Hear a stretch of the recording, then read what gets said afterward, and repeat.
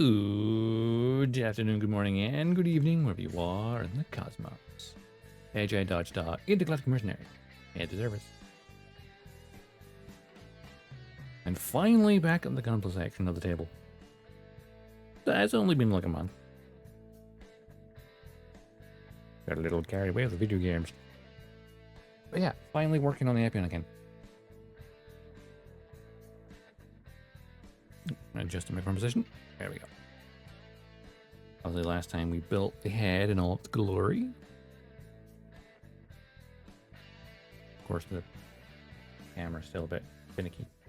Autofocus, will you help? Probably not. Well, almost. Autofocus is terrible. It's almost easier to zoom in, honestly.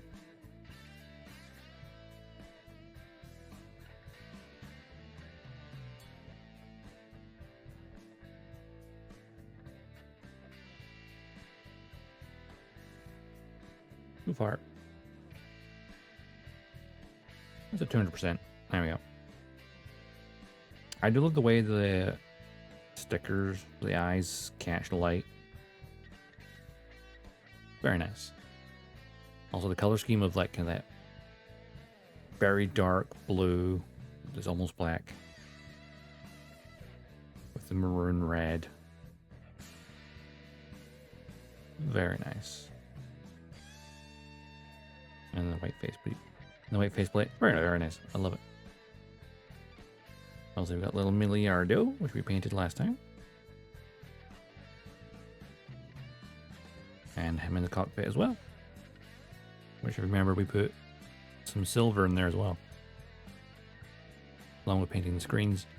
Hard to see on camera. Curious, I mean, Epyon. Ah, gravy. Not quite. Not quite curious. Though Kyrios does have the tradition of the wing style transformation of, hey, the face is visible from underneath. I suppose the Kyrios is kind of in between the wing and the Zeta of the transformation.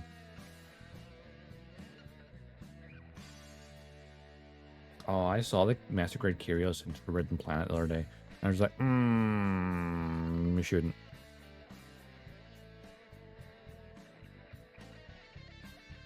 Talk about the Master Grade Epyon, the Dynamist build. That's my pile. It was fun. Well, yeah, we got the head, got the cockpit, we got Miliardo. Now we actually should build the rest of the body because we built this part. The cockpit. Now look at the rest of the torso build.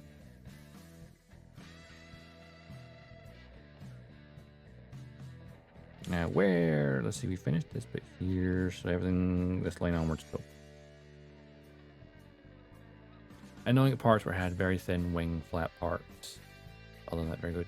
Yeah, the problem with like something like just the 144 scale in general is sometimes you'll have those small parts. And then like wing bits can be like a bit weird. Like the thinner something is, the more awkward it is. Like, let's grab this off of here for a second. Like my Super Star Destroyer, which I still need to paint. Because of look how thin that cross section is. Basically, while Bandai kits are snap fit and you don't need to glue them, this needed to be glued because otherwise they would be a very visible gap along here. Because it's so thin, it easily warps. So I had to glue it shut because otherwise it would be really weird looking and warpy. So like this is never coming off. But I just remembered how good the detail is in this.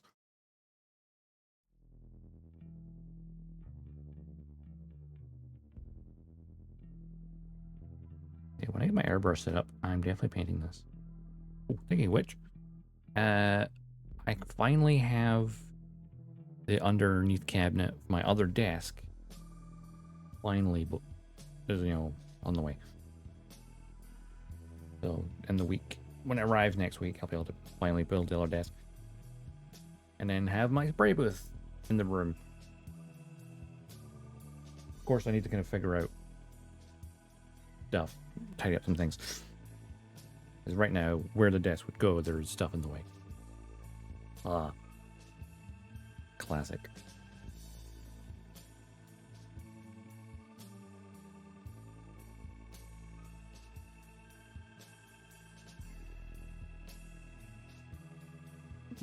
Right now. Right. To the polycaps. Yep, those are the polycaps. How's this music? Sounds alright, right? Maybe a classic rock. I think maybe jazz would be good because Wings soundtrack is very jazzy.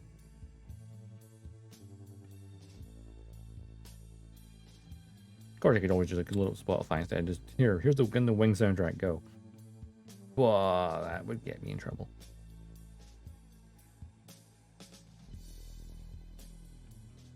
And where's the G and H runners?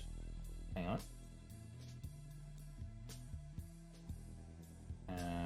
That's 2 is E, which I might need shortly, but not right now. A, don't need that right now. D, also don't need that right now. I mean, I need the A at some point. Not the A. The D. Definitely what needs the B, that's the wings. The second B runner. Also, there's 2 sets of wings. The other B runner, okay. Oh, make life easier. Those ones can stay there together because they're all the wings. You know, I'll spin this box around so we can get the parts that are close to me. C1. I don't need that right now, do I? No. C1, C2 don't need. Currently.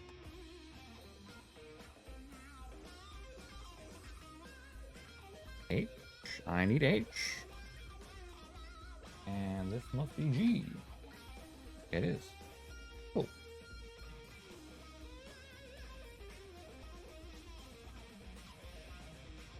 Oh, yes. Back when the inner frames were made of ABS plastic.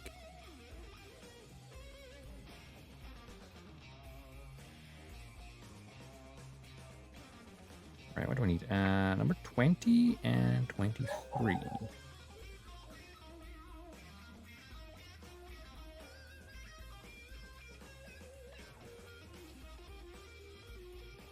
Bottom corner. Okay.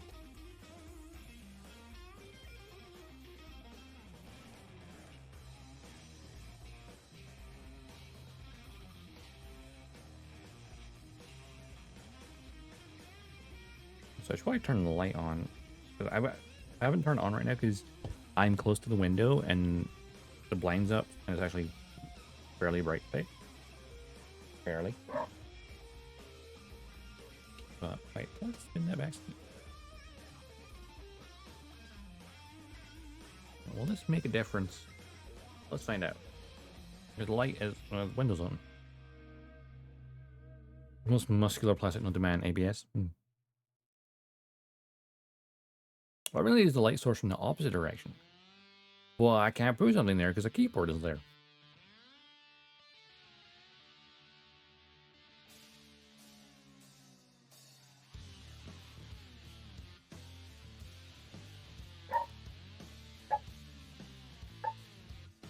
What's funny is like normally the microphone is not picking up because she's in the next room over and both windows are open, which is funny.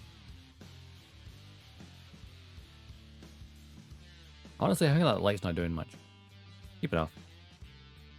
It's bright enough. Now if I put on my little light here, maybe the face tracker one. Yeah, it gets at least some light from all direction. Not much.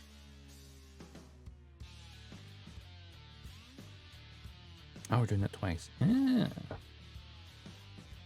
Wait. Is there 2 G runners?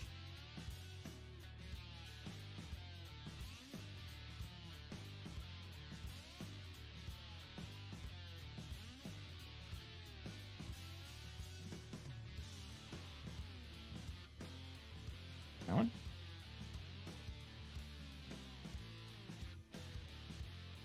Yes, there is. That explains that. Other than Shenlong, Epyon has some of the G quality to it too. Very master head silhouette, despite it not being that similar shape. Yeah, because of the big ear fins, it's very like the Master Gundam.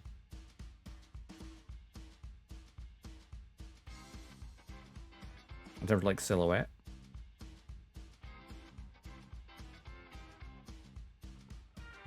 Which really fills that, you know, antagonist Gundam look.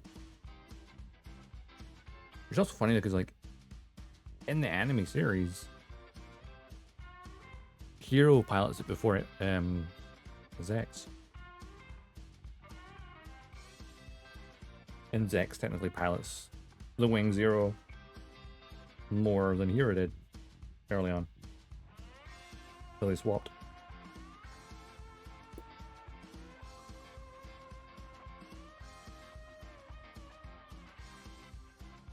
H-Runner. I'll put these parts there so they'll pull her apart. Number 32.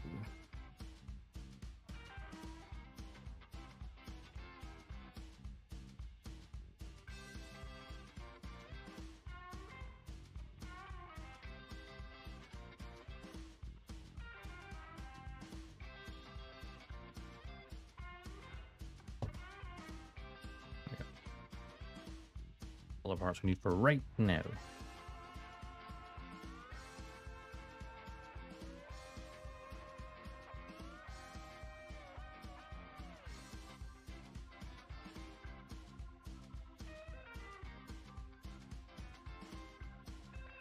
One thing I will definitely have to do after I finish building this, not necessarily right away, but in future,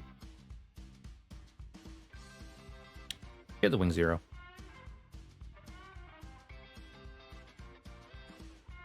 Because this reel would have a big head and need to be brought down a peg. Although amusingly, that could describe a lot of Gundam antagonists. Not really Asian sex. Yeah, Asian sex are definitely more down to earth.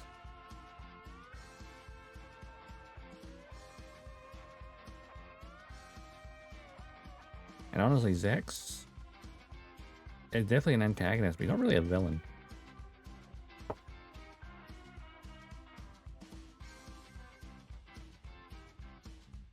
Which really makes Zex is a good character.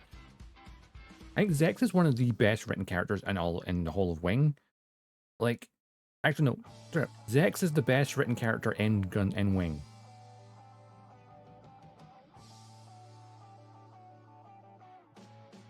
So he has that layer of complexity to him.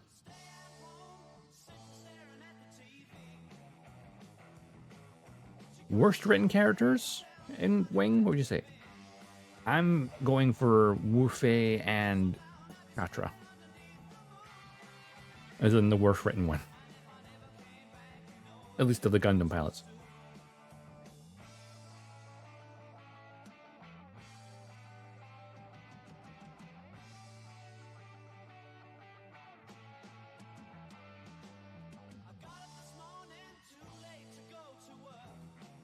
I got the lyrics. Oh, what? I simply said no lyrics.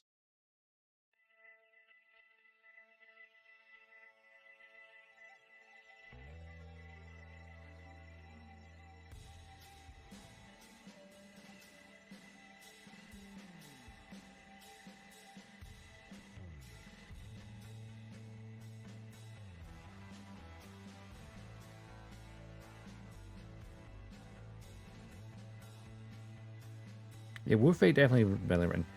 Thing about Katra, why I feel like he has some... He's like one of those weirdly inconsistently written characters. Like, when he goes to space, I feel that's where his writing just, like, drops off. They're like, what were we doing with Katra again? Because, you know, he detonates the sand rock, then takes the shuttle to space. Then he's drifting for a bit. And then some Earth Alliance soldiers, you know, we'll find his shuttle. The guy boards it. and then swaps him around, puts him in the seat of his Leo. So when he tries to fly with the shuttle, he knows Oz will blast the shuttle, thus saving the Gundam pilot's life, even though that Space Leo then drifts half intact. He then thankfully drifts close to a resource asteroid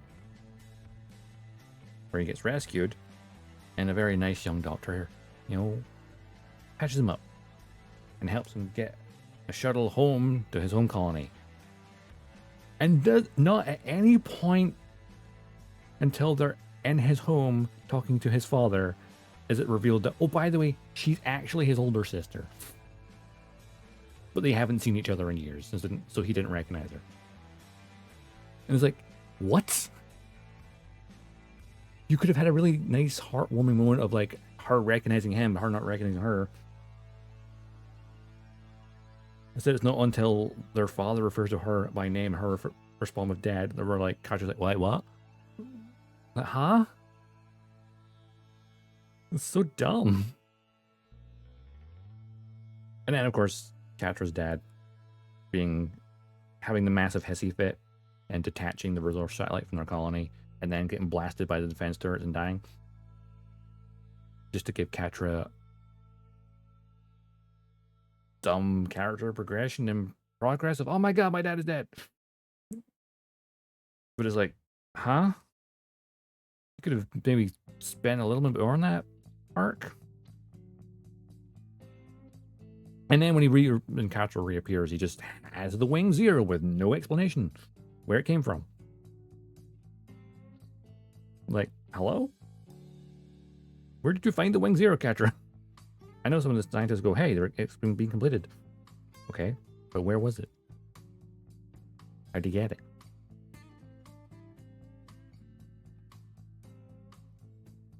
I feel like it's not even like Katra himself. I think it's more like the characters around Katra during that part are just really badly written. Of being like, hey, they're here for an episode, bye. Like his family. Like, was it intended that that doctor would be his sister? Or did they just make that up afterward? And of course, Katra destroying his own colony. Sure, he got evac first, but why?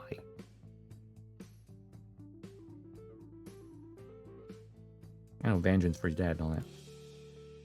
And that whole part with Katra is where I'm just like, those couple of episodes, I'm just like, what? It was like trying very quickly to set up a point where Katra is a little bit off balance, so that when he is the Wing Zero later, it kind of gives him a mental instability to fight Hero and Troa. Which, that episode's great. When he's fighting Hero and Troa. So it's like, it's a really messy setup for a good payoff.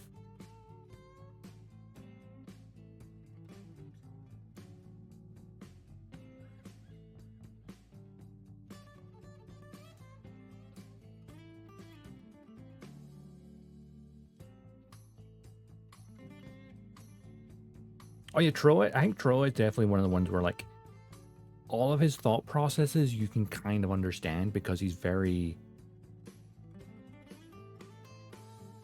Just put it like, Troa is one of those ones where everything he does makes sense to him, and thus it makes sense to the audience. Like his whole, he's very acrobatic, undercover at the circus. Then, of course, when they go to space, doesn't take the Gundam with him because he knows it'll just draw attention, infiltrate Oz. I like the fact that when he's like, well, I need to, you just blast the remains of the Death Scythe because, for my cover. And even then he's like, wait, why am I crying? Because, like, he knows he had to do it for his cover, but he's like, he feels, that bit of sorrow of having destroyed a Gundam. And there's the other best written. So Troa and Duo, those two are the best written Gundam pilots. Or just in terms of how they're straightforward. You understand them very easily. They're not too complex.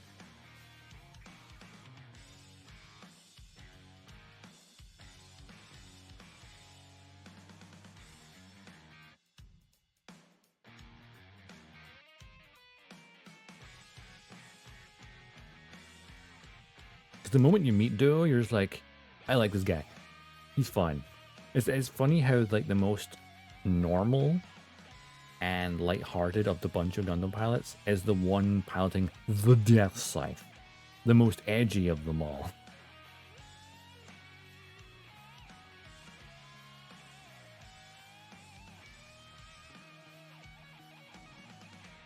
Like edgy Gundam, not so edgy pilot. Actually pretty chill dude.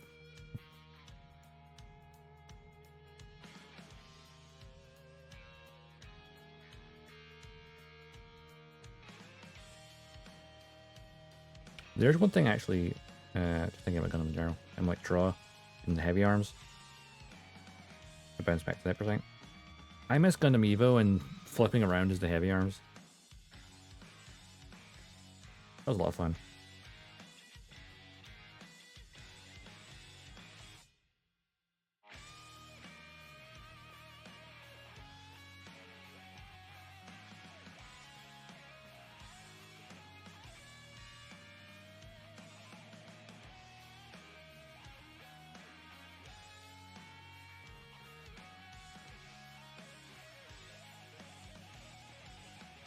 Mm-hmm.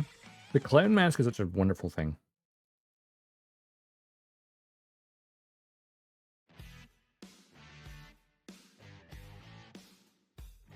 For a brief moment, that sounded like AC/DC. And I was like, whoa, god, wait, that's gonna get copyright struck. But no, it's something similar sounding. Where like there's a couple notes that are exactly the same.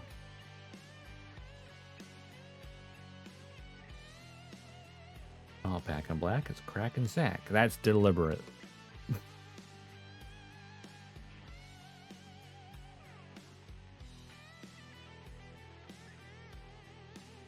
Which part was which again? That's there.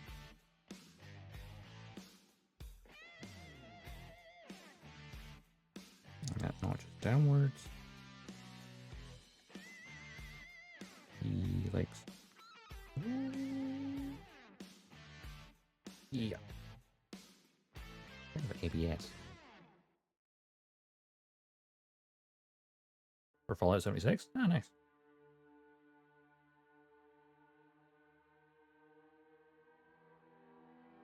This might be a tight fit, this one.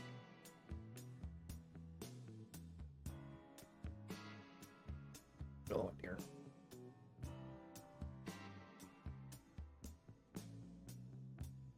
Oh, God, I don't want to go in there. Alright, I gotta file this a tiny bit. Because that's going to be a very tight fit.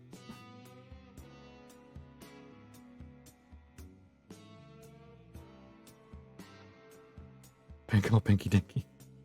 That's a hell of a song name.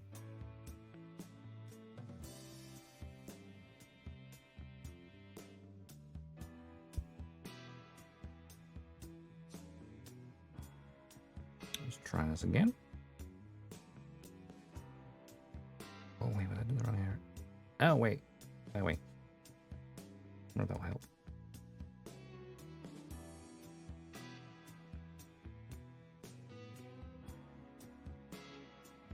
Nope.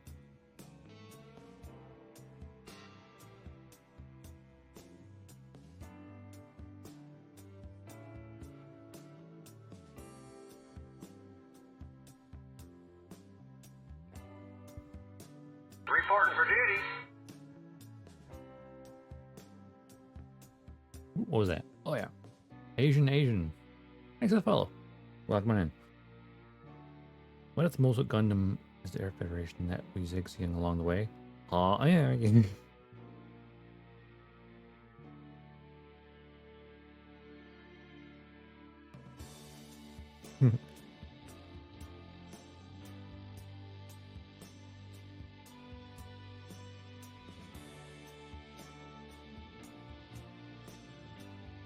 Zeon did nothing wrong, except dropping a colony, of which they already gassed the people inside. But besides that, they did nothing wrong. Oh, that fit better now. I had to file a teeny tiny bit.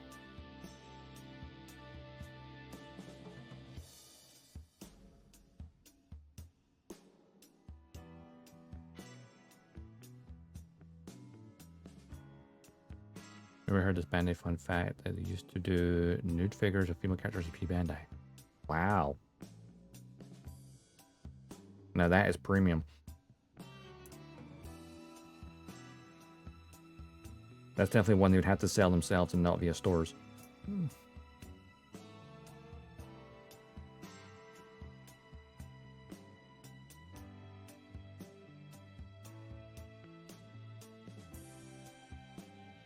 And then they evolved and go, wait a minute, we need to be a family-friendly company.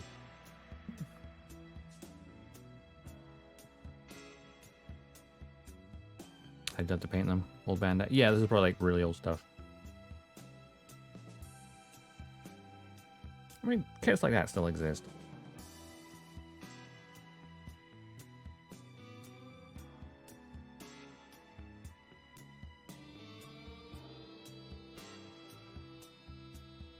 I think I've seen them in Hobby Link Japan.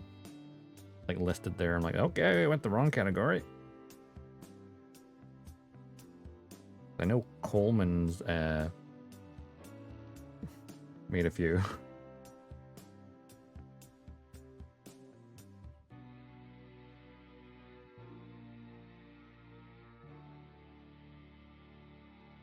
Are those type of kits? Because he's a man of culture.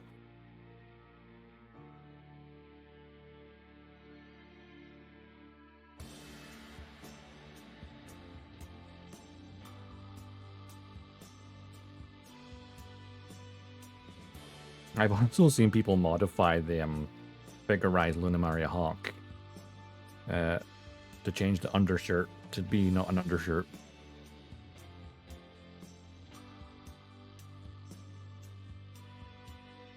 So it's just the pilot suit zipped open and nothing under it. It's like, ah, difficult, but impressive.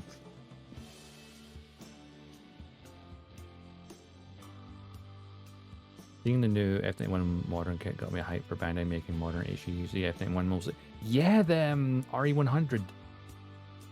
One of the, oh, I forgot the name of the suit. Because I still haven't watched F91. Well, I recognize like the suit from like Gundam Breaker. But yeah, that looks great. And I think it just reinforces a thing we've that the RE100 line is specifically for Universal Century, and then full mechanics is everything else. When they don't want to make a full master grade.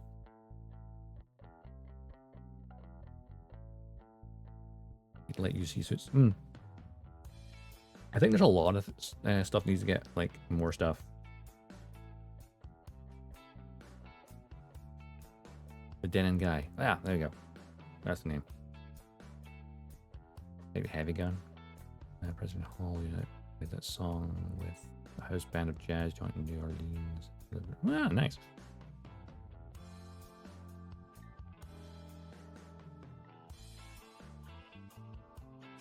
I like having Pretzel Rocks because pay a subscription and you can use music on stream. Right.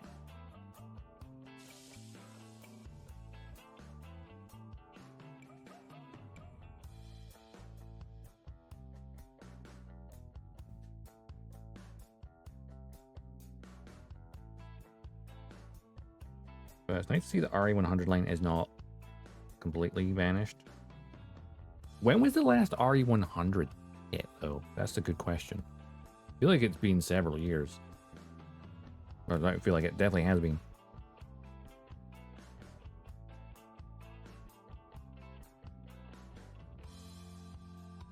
Actually, I wonder, let's have a quick look. Yeah, it's P Bandai, and apparently it's sold out in 30 seconds.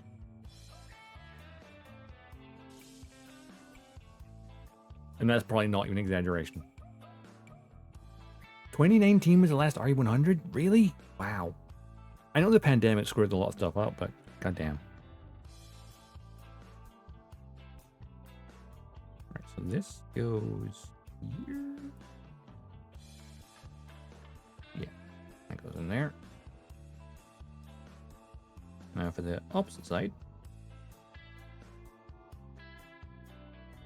And for full mechanics, more recent ones have been the Expanded 3, Gundam Seed, Forbidden Chaos and Raider, and then Aerial. Still weird that Aerial got full mechanics and not a master grade. Though I suppose it is getting a master grade super deformed. So, you know, halfway there. Bernie? Oh, Bernie Zaku was the last one? 29. Yeah, because that's when they got the MG Alex 2.0 as well. Because they came out alongside each other. Because that was the thing they were doing for a bit. Was like...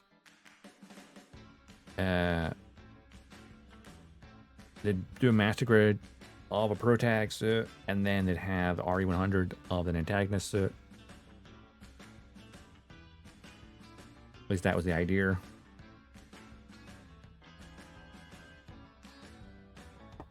But best laid plans and all that, right?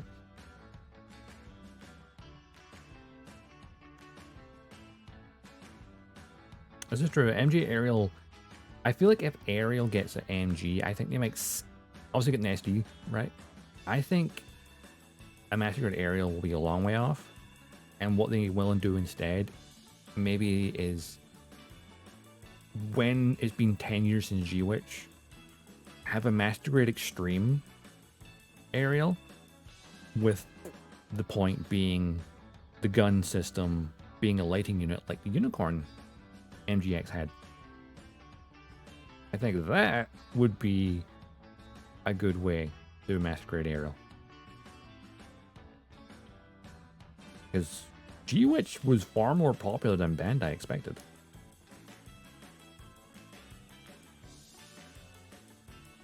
Which is probably why they didn't have a Master Grade planned.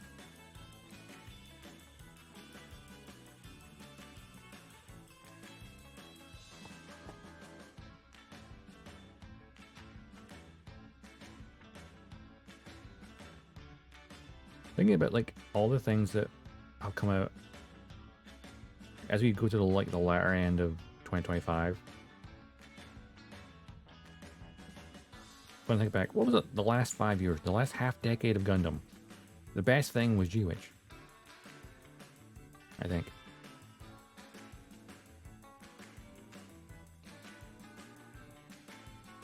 You know, a bunch of good stuff, but G-Witch I think was something special.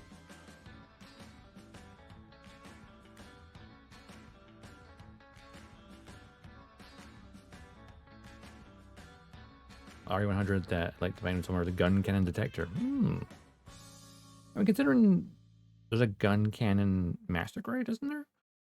So I feel like they could just refit it to be that.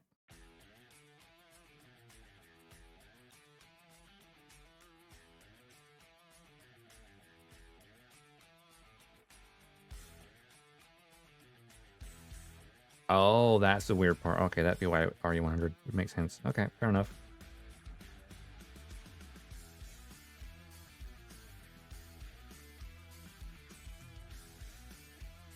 Just had the thought of what would make a great RE100. Because, like, obviously they got the Den guy, right? But then have the name, say the name properly. From RF91, being a grunt suit. What we need is a grunt suit from Turn A.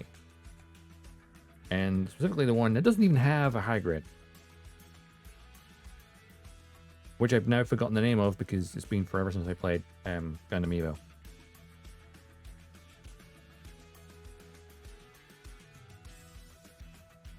But that funky looking one. The big shield thing was also a laser weapon. Oh, what was it called again?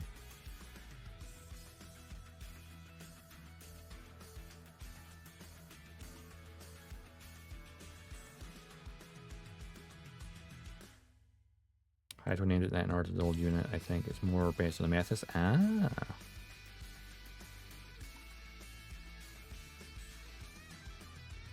I mean, the Mathis is almost like the spiritual successor to the gun cannon in terms of being the support unit.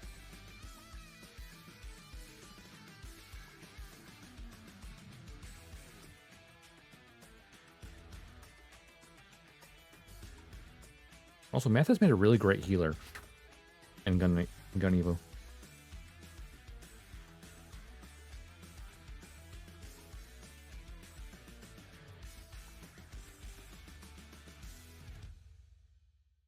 was quite clever taking like his energy cables that it used in one episode to help power the Yakushiki and its Mega Bazooka, and then turning it into like a gameplay mechanic. Occupies the same roles as a gun cannon, having 2 powerful beam shoulder cannons, small beam pew pew, a beam rifle for grenade launcher, and a grenade rack. Ah, got you. So it's like it's the Mephis cannon.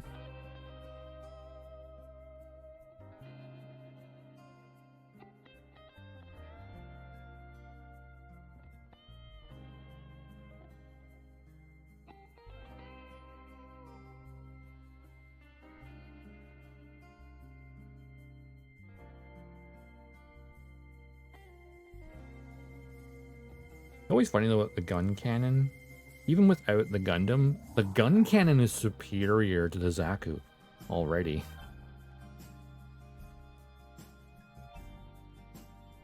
It might be a bit slower because it's heavy. But it has Gundam, you know, limited titanium Gundarium armor. And those big cannons. And he's a beam rifle. Mephis Kai, the Mephis cannon. Ah.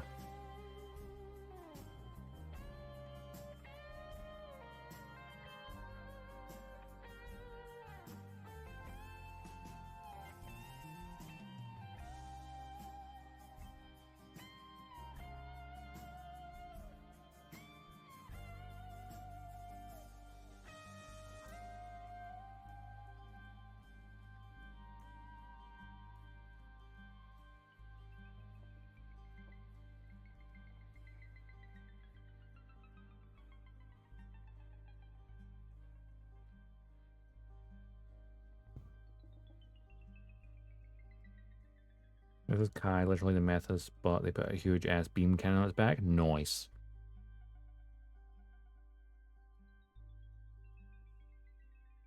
And of course, the Mephis would be later have descendants in the form of the Rizals. I think you tried to put a link there, didn't you?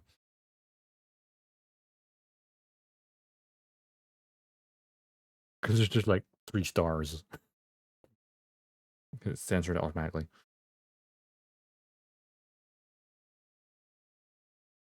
If you want to show a picture, just dump it in Discord, you know.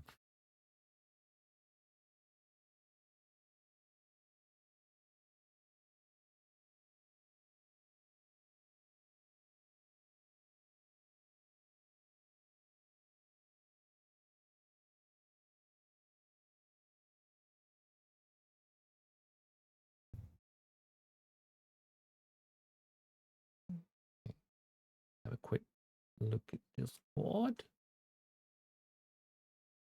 Oh yeah, that Mephis Kai, yeah.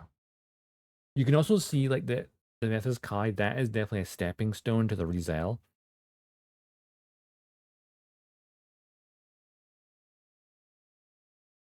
It definitely helps link the two, the Mephis and the Rizal.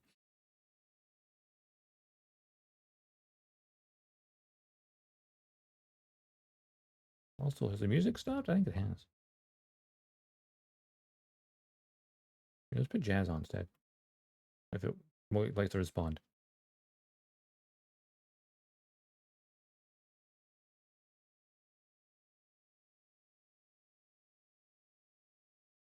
Pretzel rocks decided to freeze.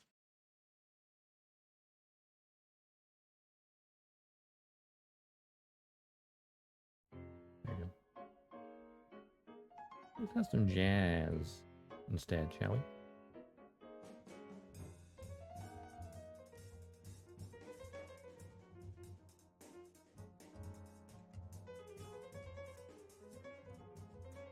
Yeah, Pretzel still occasionally just freezes randomly. It would just sit there, like the program's still running, it just won't go to the next song. Or buttons don't respond. Really weird. I guess all the money from the subscription goes to paying the license for the music. They have nothing left over for, you know, making the thing better. It's work better.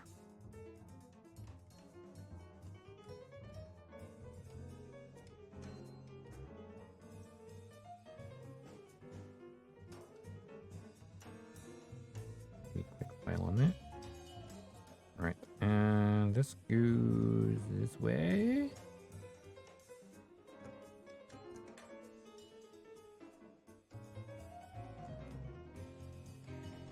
There we go.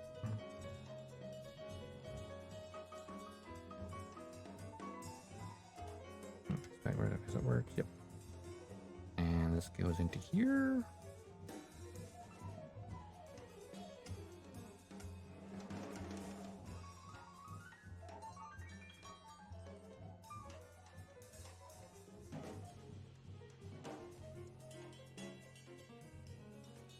Cool. That's that part there. Oh, I may have loosened that. It was a tiny bit too much. Eh, it'll be fine. Probably.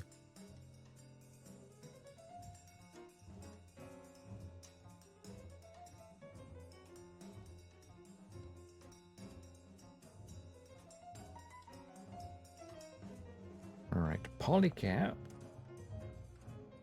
number 2.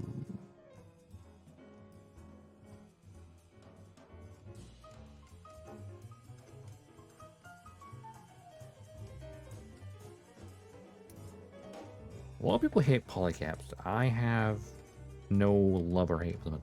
I'm fine with them. When I was a young boy, I was dreaming trucking, and then my dad said to me, "Son, get in the giant robot or I'll slap you." Ah, but what if your truck could turn into a giant robot? Hey, polycap's really fine. I feel like they're an issue if you customize Gunpla. Because then, of course, if you're painting, these are more sensitive to, like, different things. So there could be an issue there. But if you're just building it straight and not painting, then there's no issue. Sure, apparently they get loose over time. But it's a model kit, not an action figure. Stop playing with it. Okay. Excessively playing with it, I should say.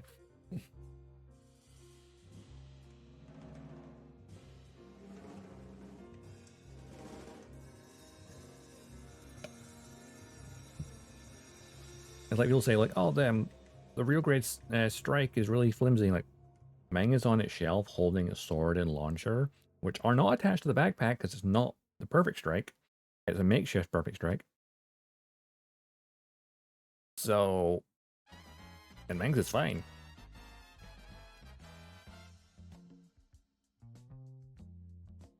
Not a Dalton action figure. I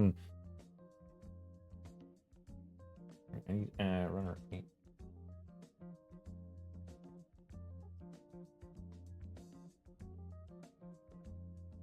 And number 31, which is this figure.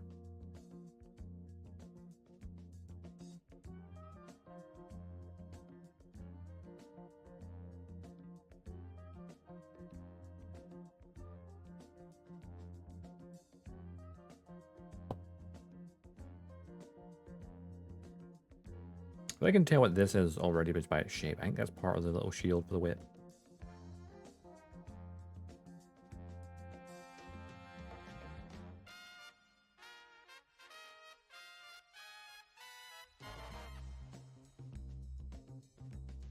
Oh yeah, Jazz just fits.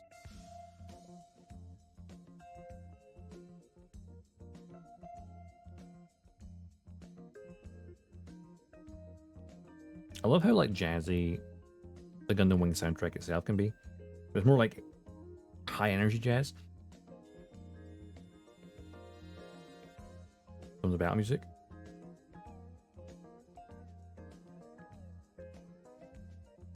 And then, of course, you've got Thunderbolt, which is like straight up, deliberately full on jazz.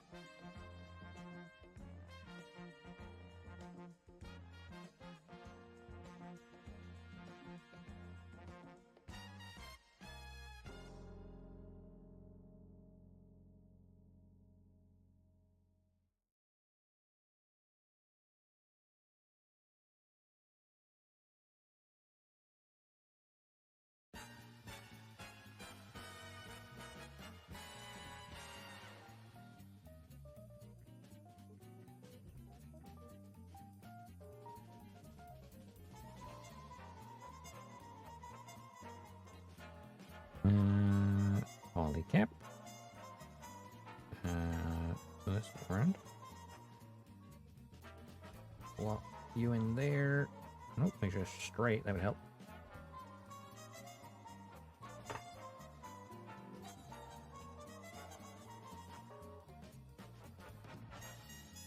There we go.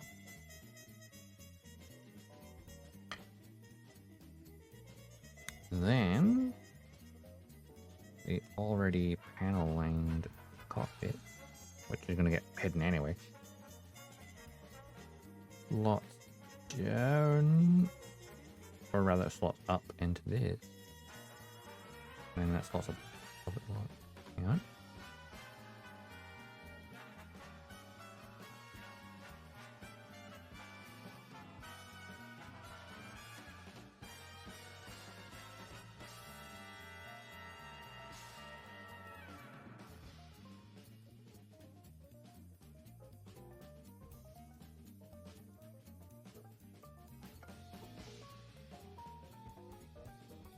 Nice.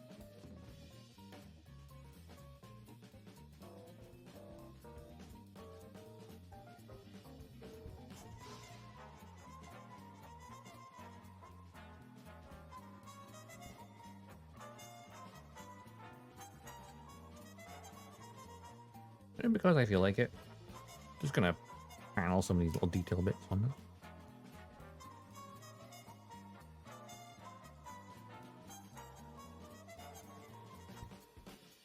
Just in case some of it is visible.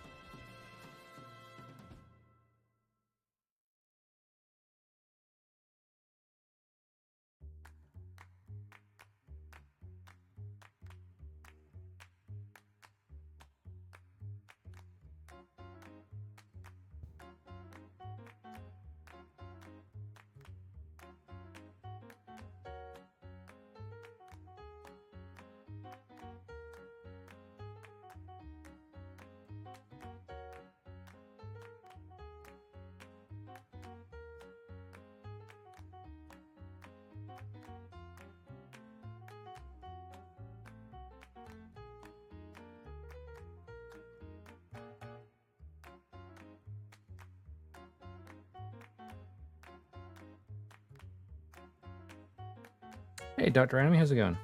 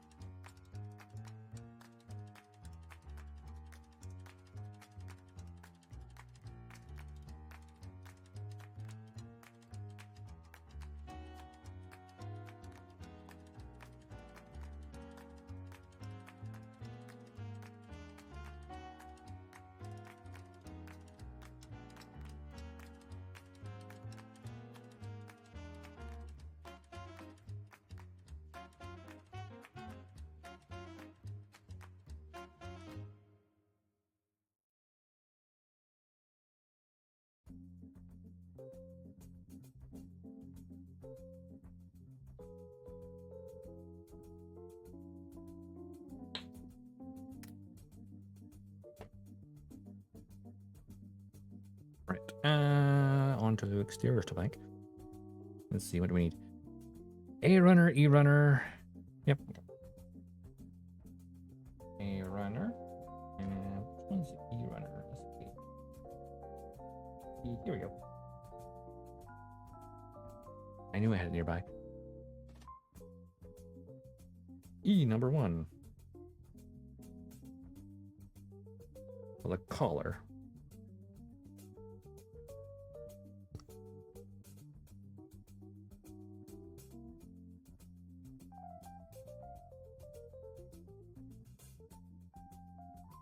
Any more E-runner parts needed for this section right now? No.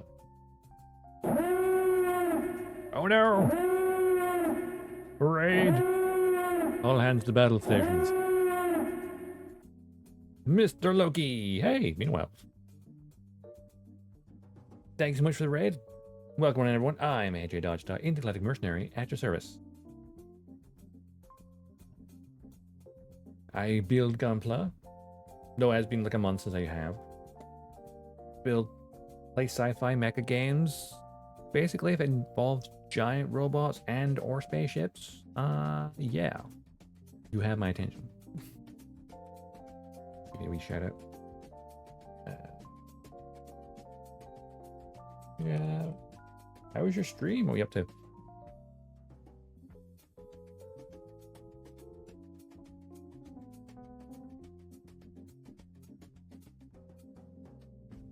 There we go, Loki. Were you working on a model kit? Let's snooze that for a minute. Wait, why? I'm not following you? Weird. I was.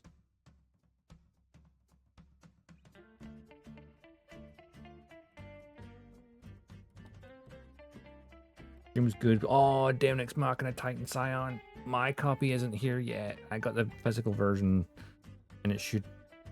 It's doing it currently out for dispatch. I'm gonna have to wait to play it. I finished playing replaying Machina 1 the other day, but sadly, physical version, I have to wait for it delivered. And I'm out tomorrow, so I can't stream it tomorrow either. So I'll have to wait till Sunday to stream it. Unfortunately. Yeah. Looking forward to it though. So we're doing Gunpla instead. And seeing it's been like a month since I worked on this, probably a good thing.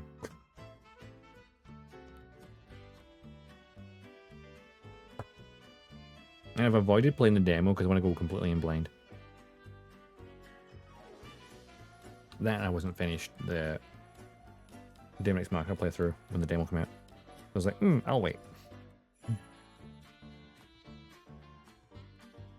Need number 13 here. Ooh. 13 for the chest. It's ready to raid and dash. No worries. Eat dinner and then bed. No worries. You enjoy your dinner and have a good night. And thanks again for the raid.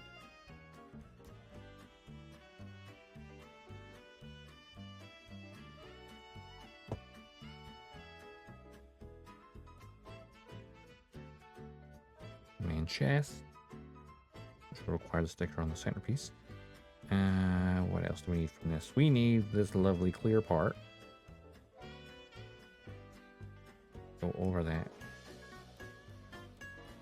As with every clear part, there's always the issue that you might scuff it up and make it not so clear. And A2 and 3 for the yellow bit. I'm getting everything I need right now. It's funny how they're like 2 and 3, but it's the reverse for what you're putting it on. Like this is the left side, that's the right side. Opposite.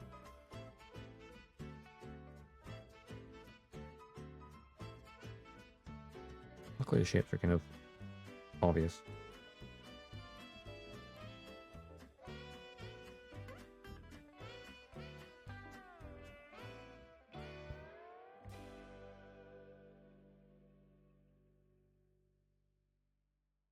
Everything I need for the, yeah. Oh.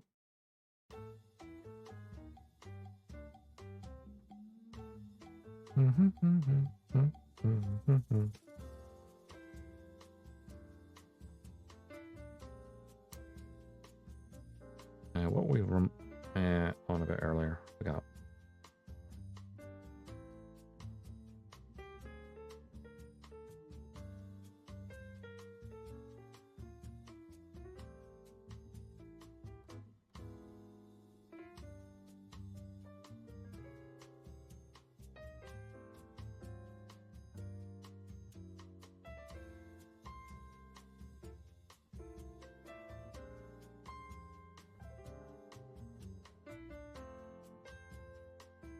Oh, you were talking about earlier, like how Zex is the best written character in Wing. Like hero? Nah. Zex, now he's an interesting character.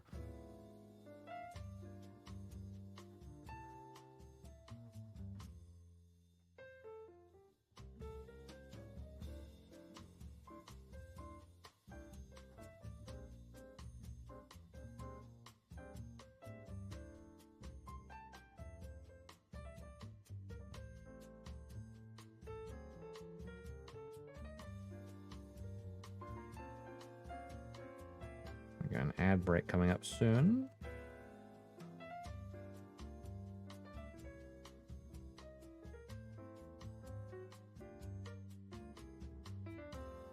But not quite yet.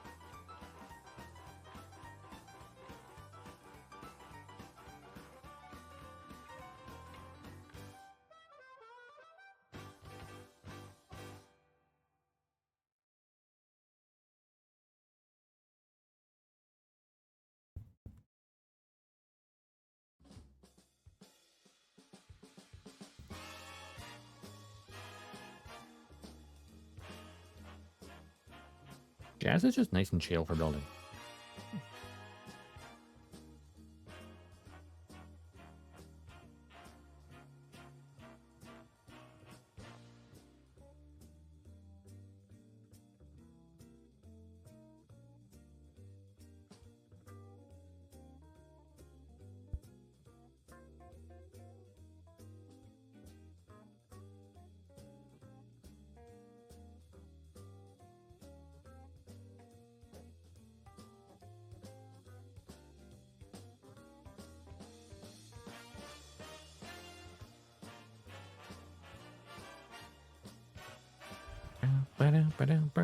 Wang the Azure Star actually.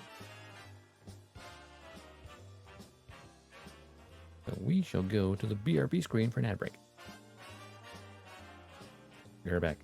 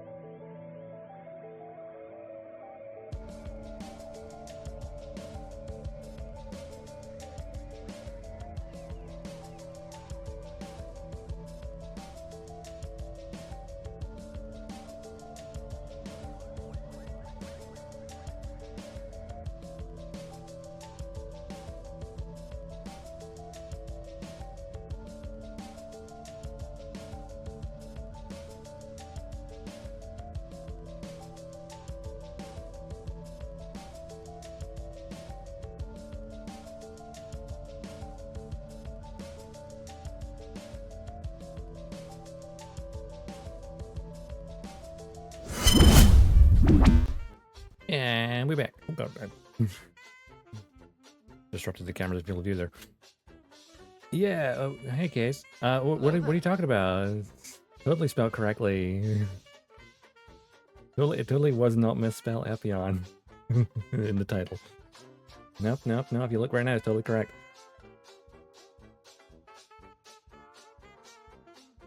Does sound not play?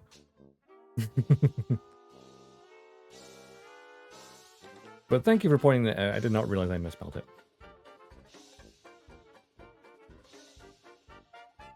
Let's check the sound alerts. See what's going on there. Sound alerts. Where are you? Sound alerts. There you go. Dashboard. How do I?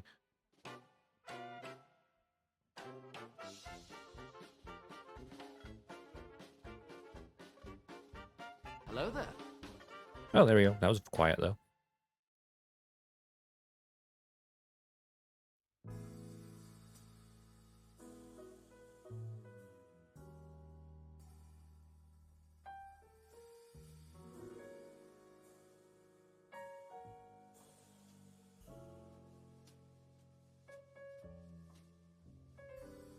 Wait, not that. 0.1. It's a trap! That one works. That was great volume. I will hydrate one thing. I'm just checking the low there. The volume's 100%. That's weird. That one just must be lower than the rest. So strange.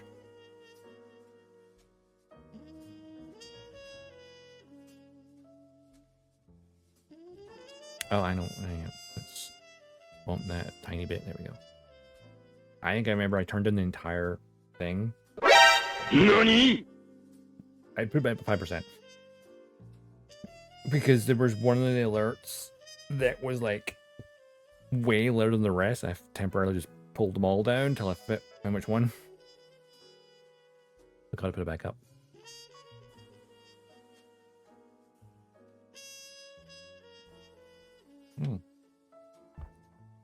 Hydrated. How you doing, Case? Having a nice chills Friday? My brain was about to say Saturday. I was like, no, it's Friday.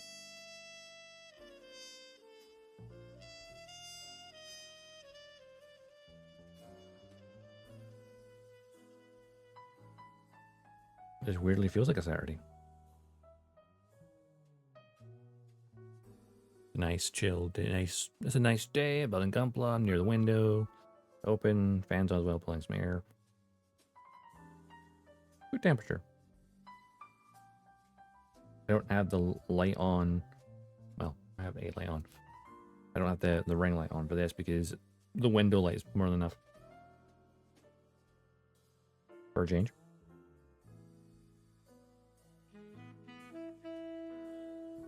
It's a good day. Got some chill jazz.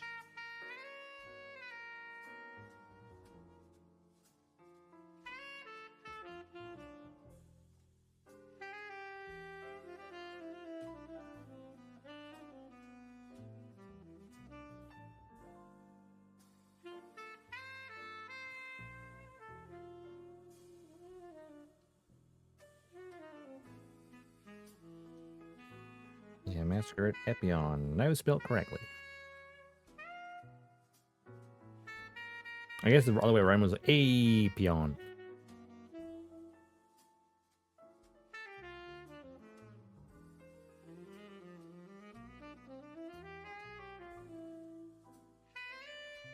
Apon.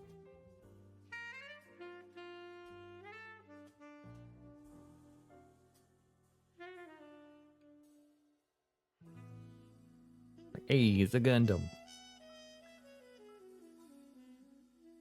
Wait, is that my list of alerts? It should be, Hank. It's a Gundam. I think I put it on there. Wait, where am I? Where is this? Why did I close that tab?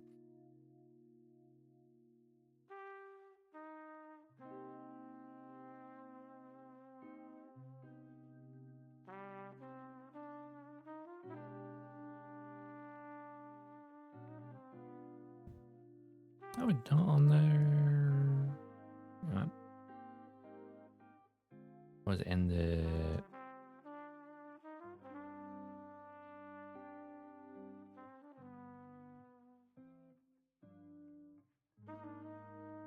Oh, it's in the bits one. Ah, hang on.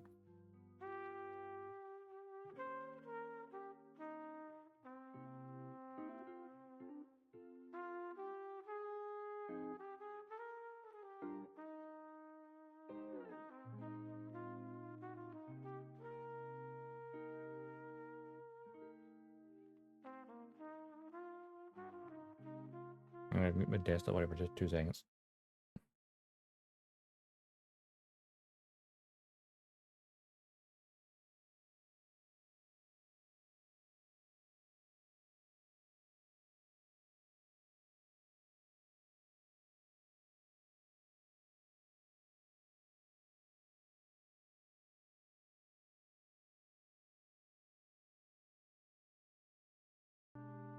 Never mind, it's not working. Maybe it's not letting me edit during stream. It's fine.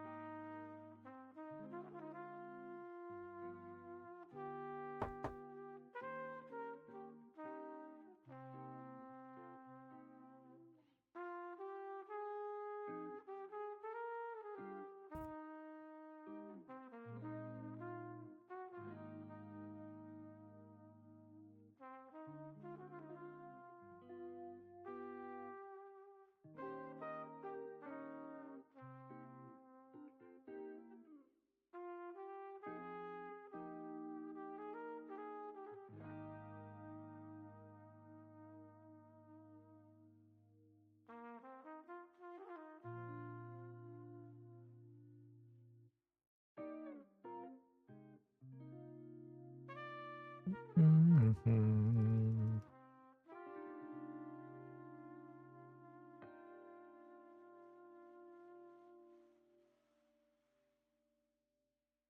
There's a tiny stress mark. Not too bad.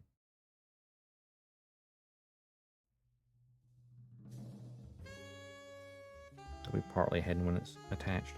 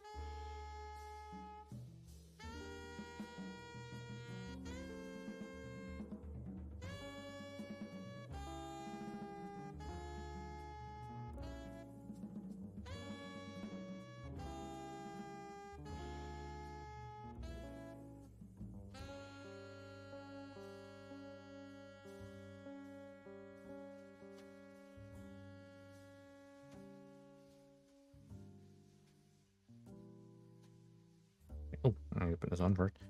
That would help. That bit's forward. And it goes down onto here, into the little pegs.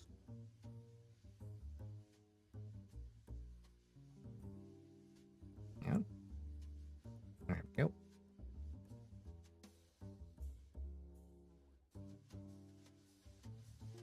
And then this, make sure this is the right way around. So that notches towards the back. Yep.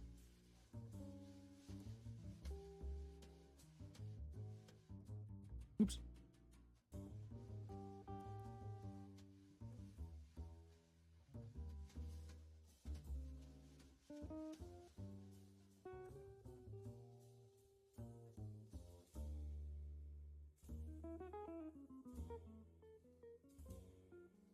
That just popped off. Nice. Stay on. It was only attached by... You're paying the neck off, it's fine. At least it landed back on the desk. Didn't go anywhere else.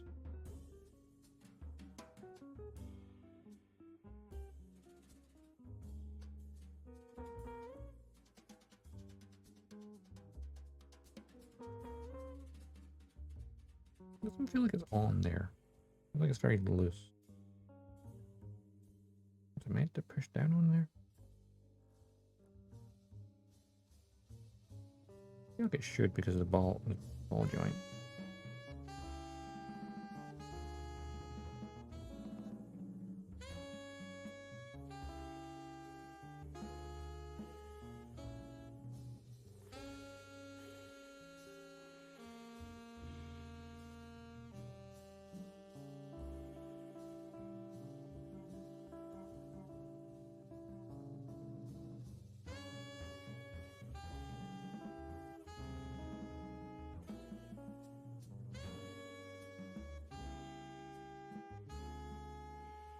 Ooh. Call that.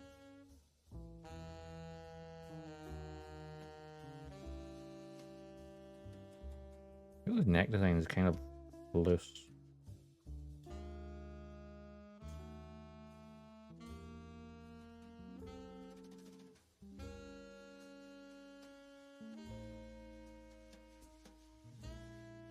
That goes on there. I guess it works.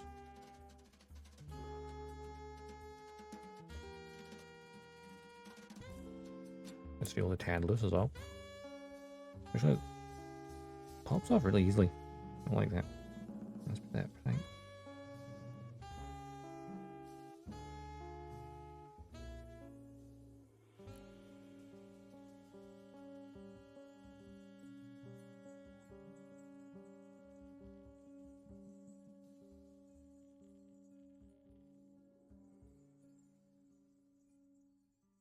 Be nice if it had like grooves for this to go on properly, but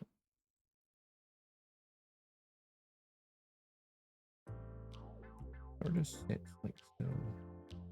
It's strange.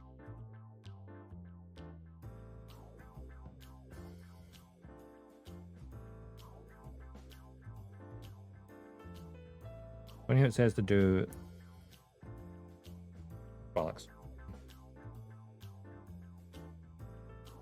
Where did that bounce to?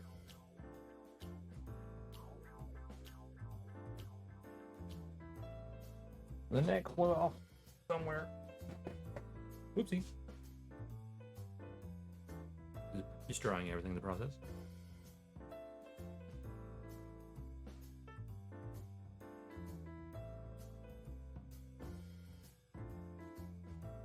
There it was.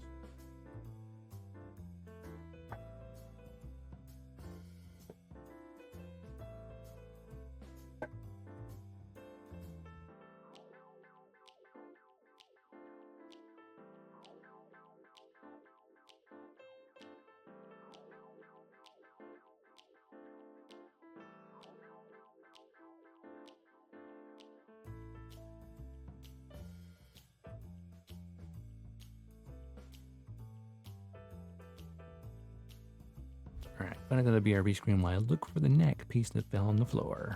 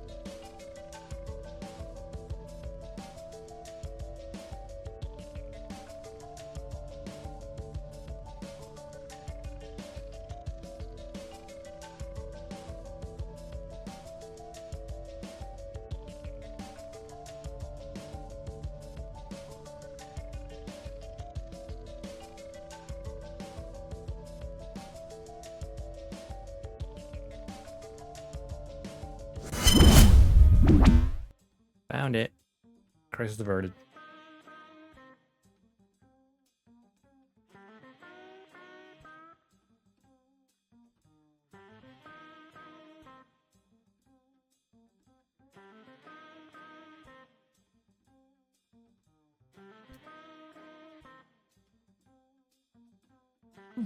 Right.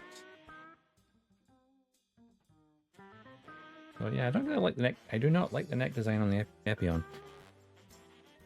It doesn't go together very well.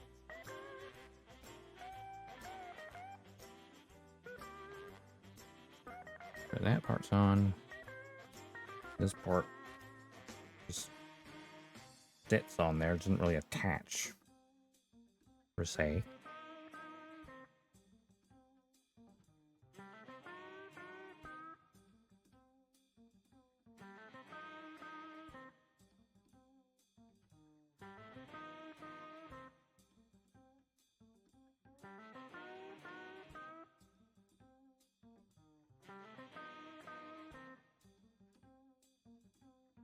The only thing that's going to hold this neck on is when I put the head on it. Otherwise, the neck will be always loose. The point, I might just take it off and leave it up for now. Might have to do that. So, you know, it doesn't fly away anywhere.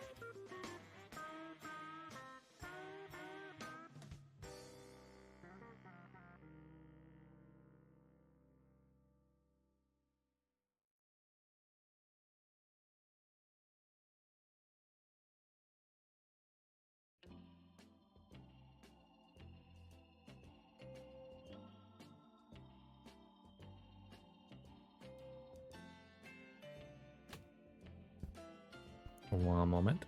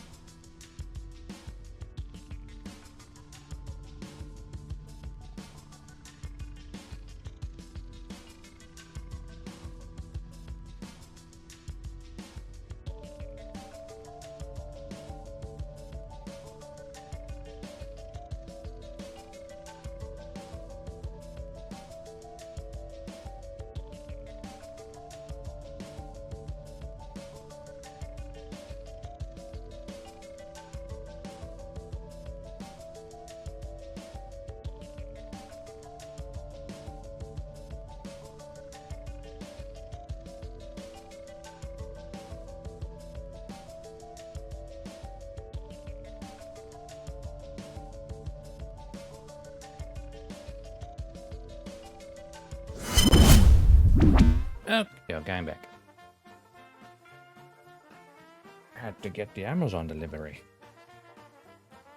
For whatever reason, he didn't come to the gate or the door. He just sat in his van on the street. But hey, Demon X Machina's here. Titan Scion limited edition. I thought I didn't get the Clash Edition in the first game. I had to get the second one. It was like bashed. But this will be nice to play. Wait till Sunday though. Wait till Sunday. Those parts thing back over. There we go. Right.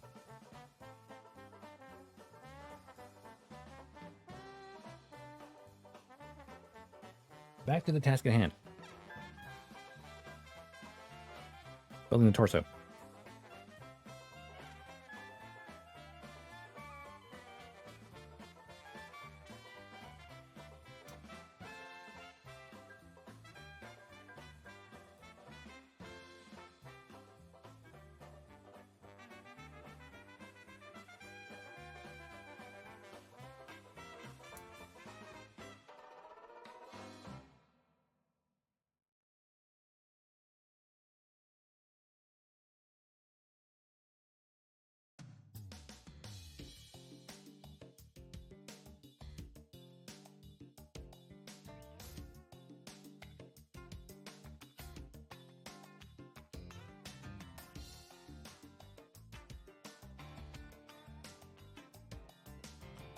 Ruby.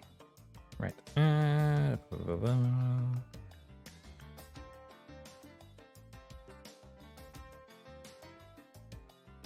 Hopefully no more interruptions or dropping of parts and then reversing my chair into things I forgot was there.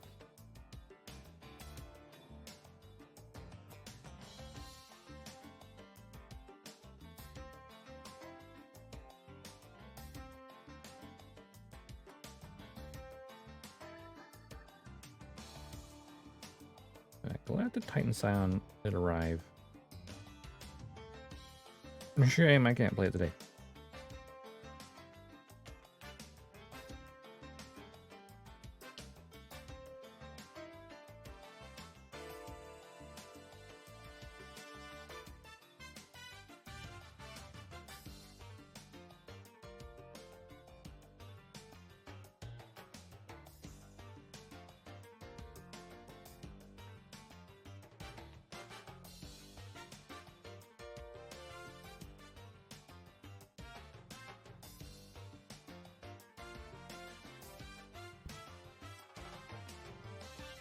If I'm with ABS, it's harder to get rid of snub marks. Like when they have that tiny stress mark. Like it'll be nice and smooth, but it'll still have that little white outline around where the nub was. It'll be faint, but you know, enough of it there that it just bugs you. I'm glad that the ABS will be mostly covered up. So, is the ABS part? No, it's not.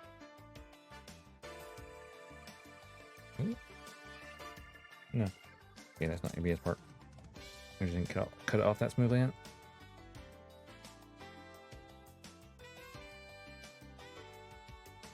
It's interesting how the mixtures of plastic have changed over the years. Like modern kits cut so cleanly.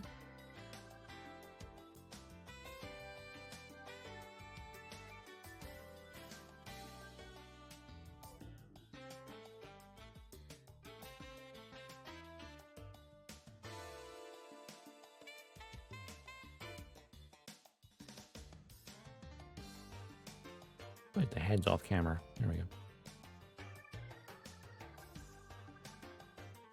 Look, I zoomed in a bit. Forgot about that.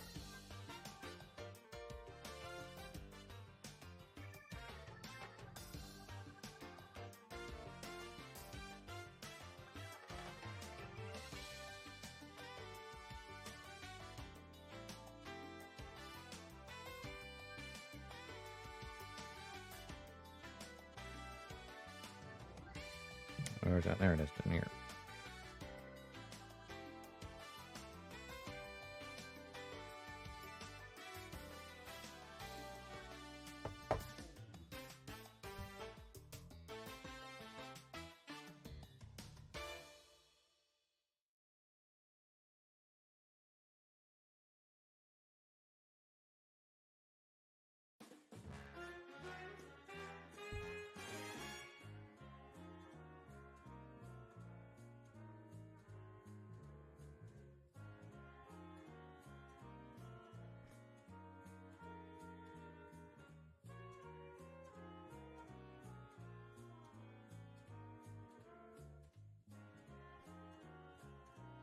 is sliced at kind of a bit weird.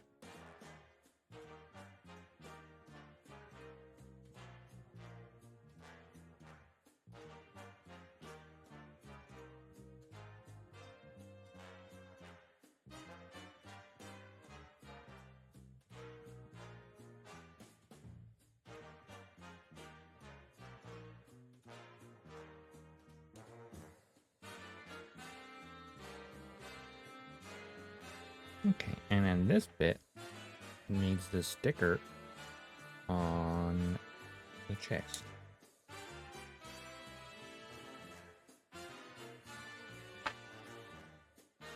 The central core.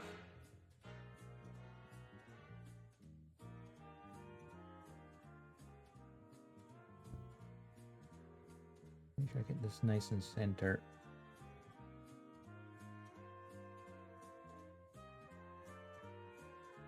That may be slightly off.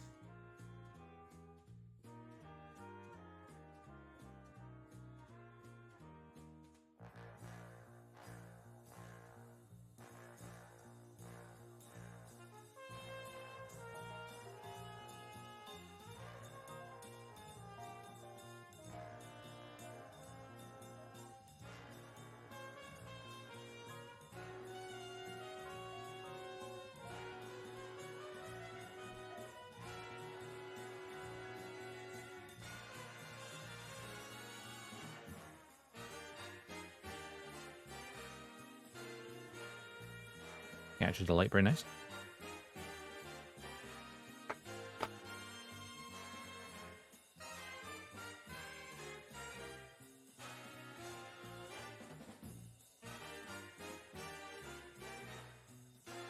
Put these back away. I don't want to do until I get the legs.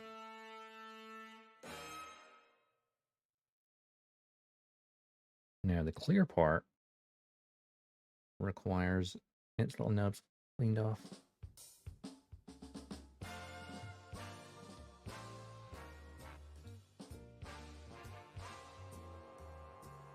I'm pretty sure part of the torso will be around it, maybe.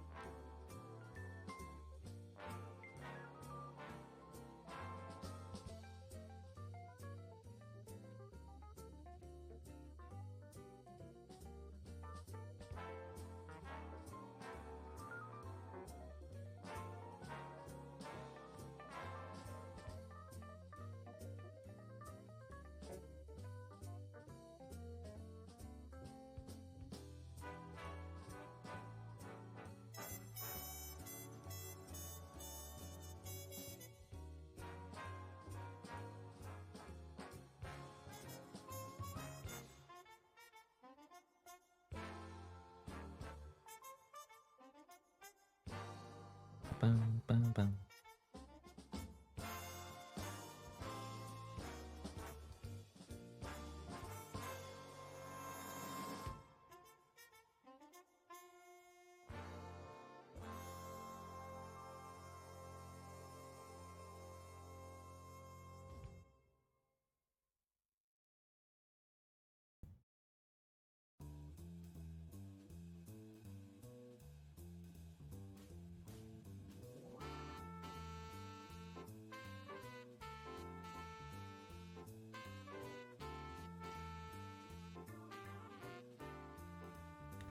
the clear parts, you need to make sure you polish it back as clear as you can. Thankfully, these nubs are on the edges, not the main bit.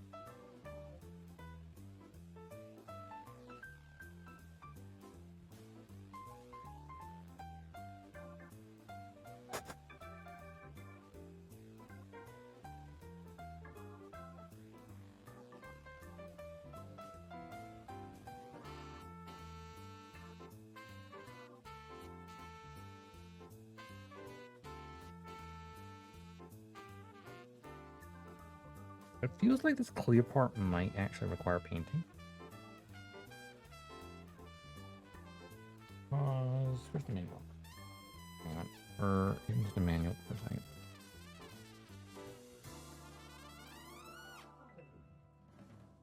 A picture of the Epyon.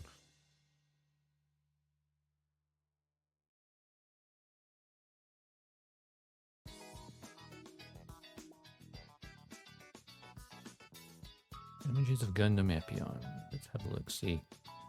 Specifically the chest area.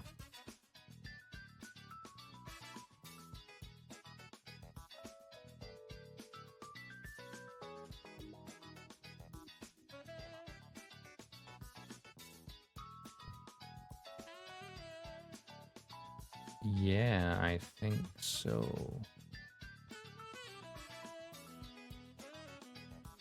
That could be a slight issue.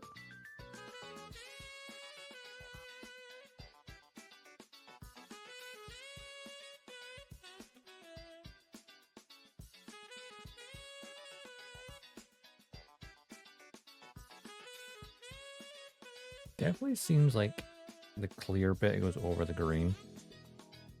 Should have a gray rim on it as well. I don't know if when I put it over this it'll look okay or not.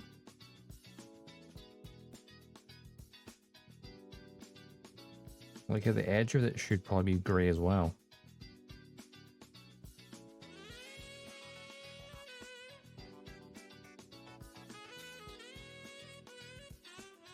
Which that would be difficult to mask off, clear the top and then.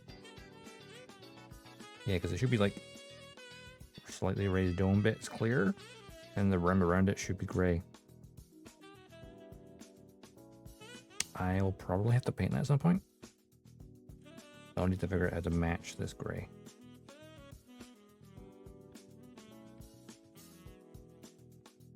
But I'm not going to do that today. It should be easy enough to actually take this back apart though. This chest piece, I think.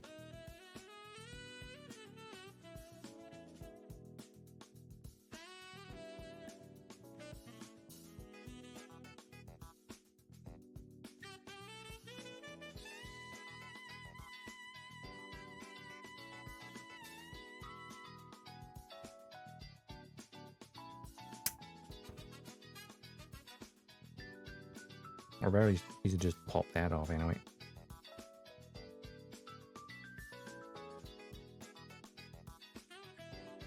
But that'll definitely need like a bit gray around it. Like match this.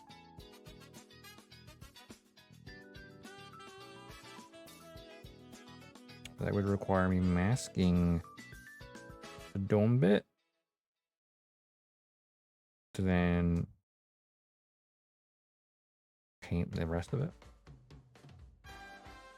It's doable. Get a masking tape on there.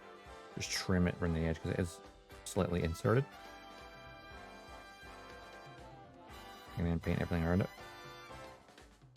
It would be easier for an airbrush. Though.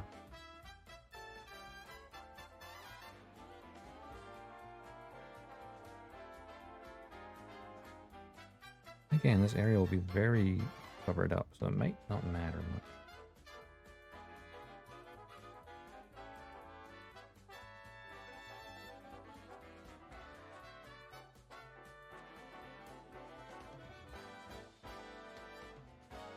We shall see.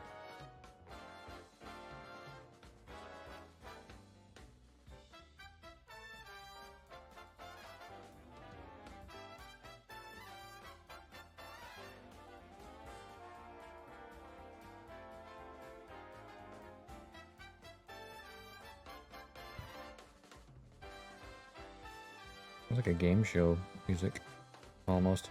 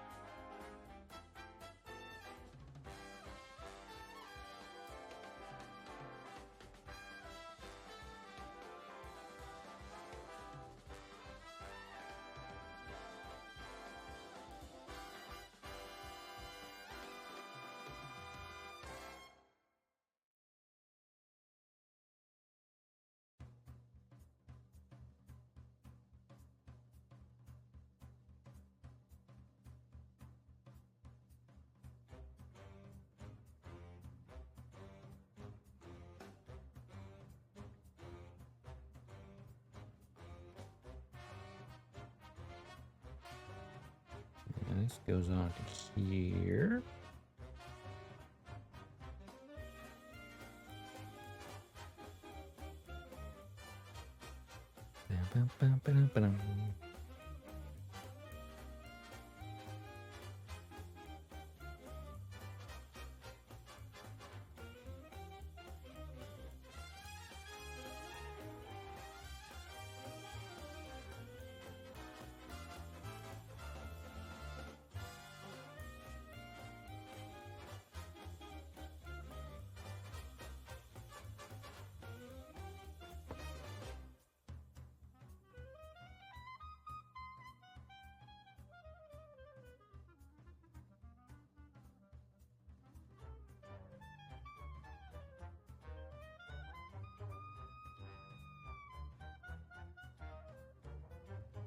Just holding these pieces is really awkward.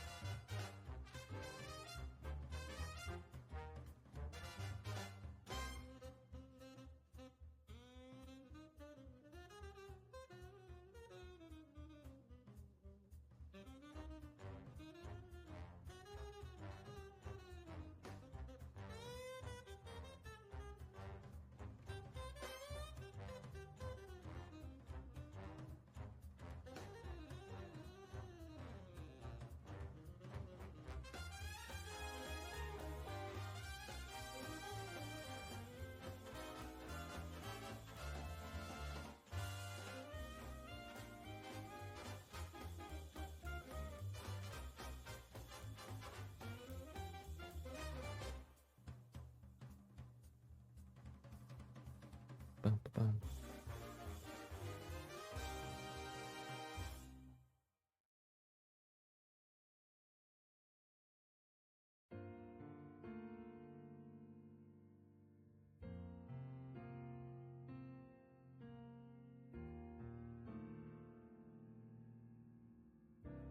Okay, that's nice and cleaned up.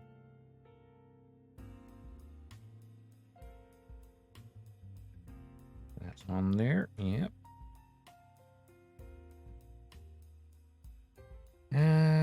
Better make sure this neck's on then, because the other parts will like lock it in, maybe, possibly.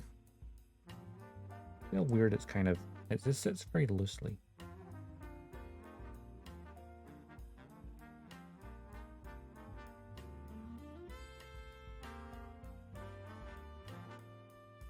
Like if there was notches on either side of the neck piece and I just slid on with like slots, it'd be fine. But like it's like super loose. It's really weird. I mean, this kit's from when again? At least 10 years old. At least. 2011. 14-year-old kit.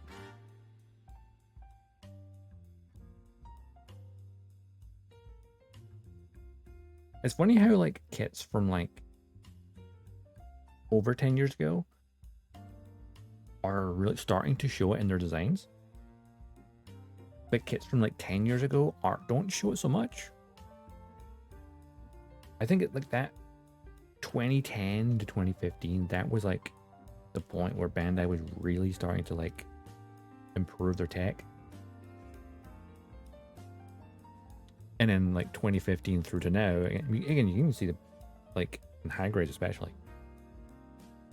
From 1 to 10 years ago to ones that are just brand new. Like the Witcher Mercury line, all fantastic high grades. I mean, I've only built like half of the line so far, maybe. But yeah, they're all like really high quality. And while I built the G-Quips recently, like there's a lot of things that are good about it. And some things I'm just like, eh. But that's more, I think, design-wise. More than anything else.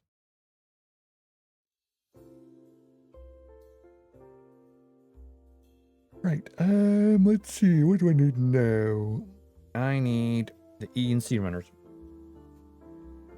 That is A, don't need that. That is E, I will need this. These are the G, H, and G's. Yep. Where's C? C's gonna be red, isn't it? That's C2. I need C1, which is the one below underneath it. Is it all C1? Yeah. C1. Yep. Around for there. C-runner, one runner. That lovely kind of wine red maroon. Honestly, these colors with the little accents of white and like yellow and then the green glow from the eyes and that. It's like the perfect color scheme. That's my favorite.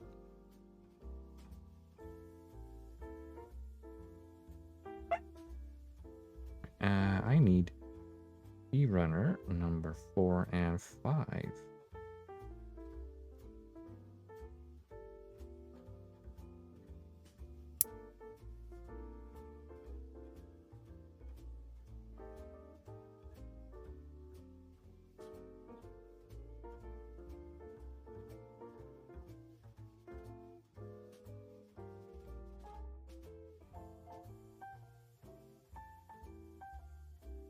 And the C runner, I need 18 and 22.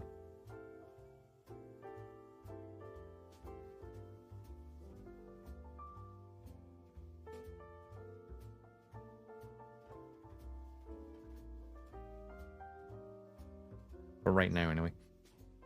I'll need other ones afterwards. Number 18. And number 22 is the cockpit hatch, I think. Yep.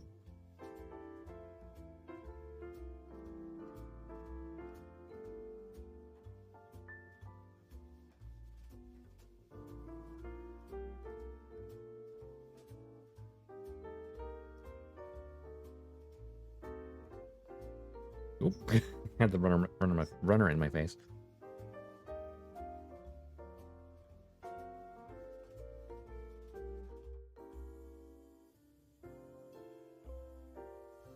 Hydration.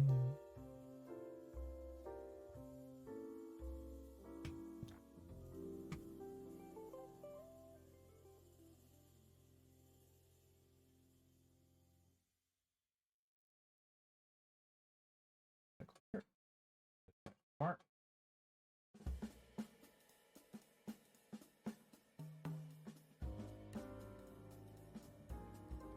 All right. This bit first.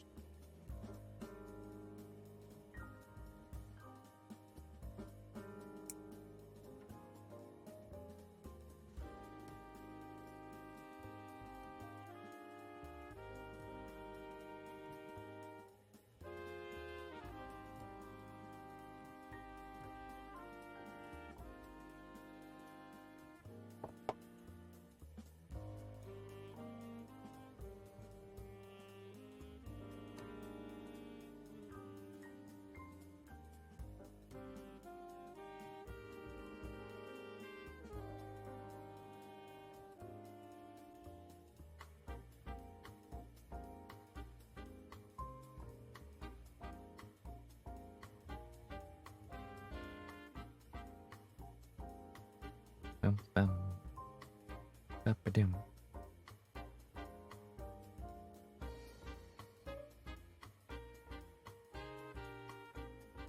I bet it should be fine. And now, more concerning is the nubs either side of the center, because those will be more visible.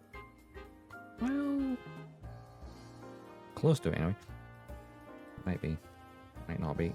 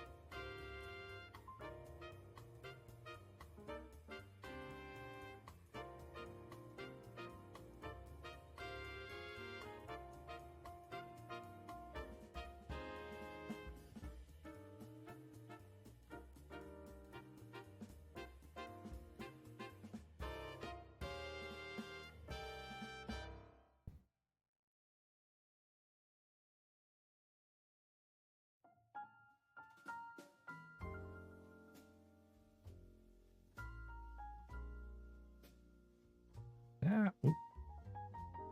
Need to cut a new piece of that actually.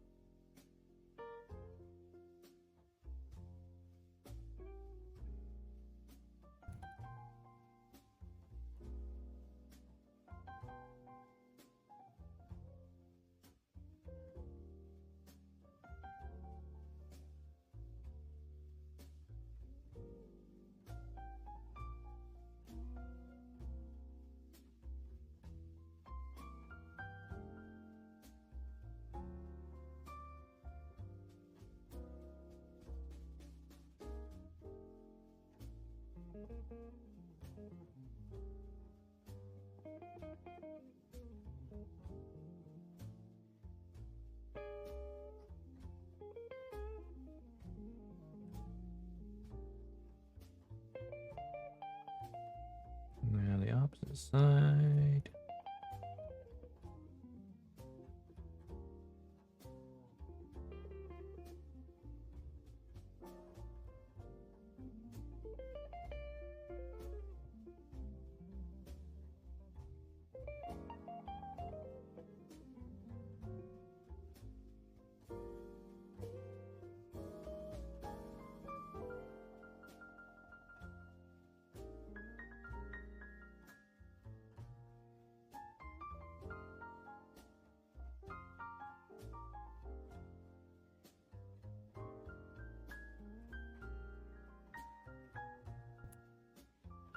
Ba-bum, ba-ba-bum.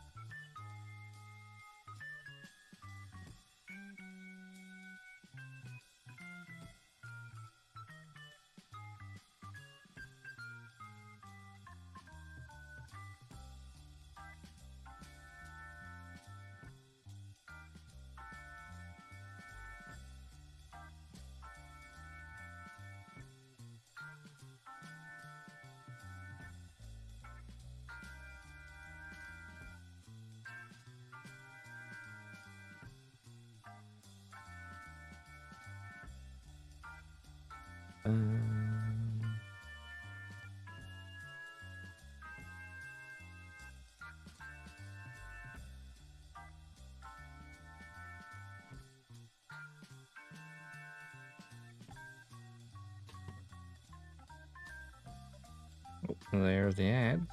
So I shall go to the ad break. Be right back.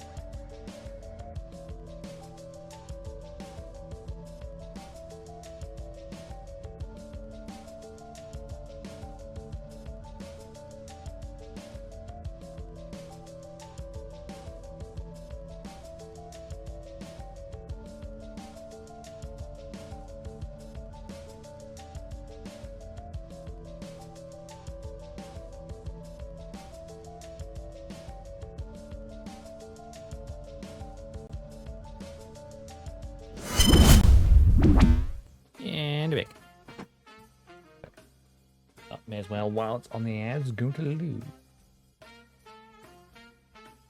A logical conclusion.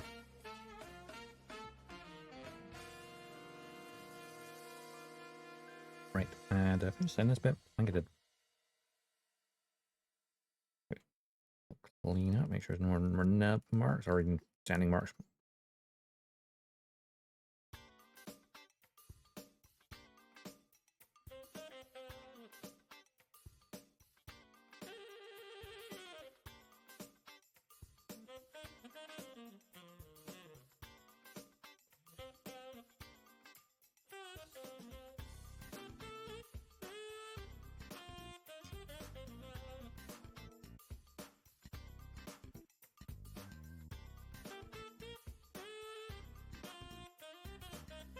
And this piece, yep.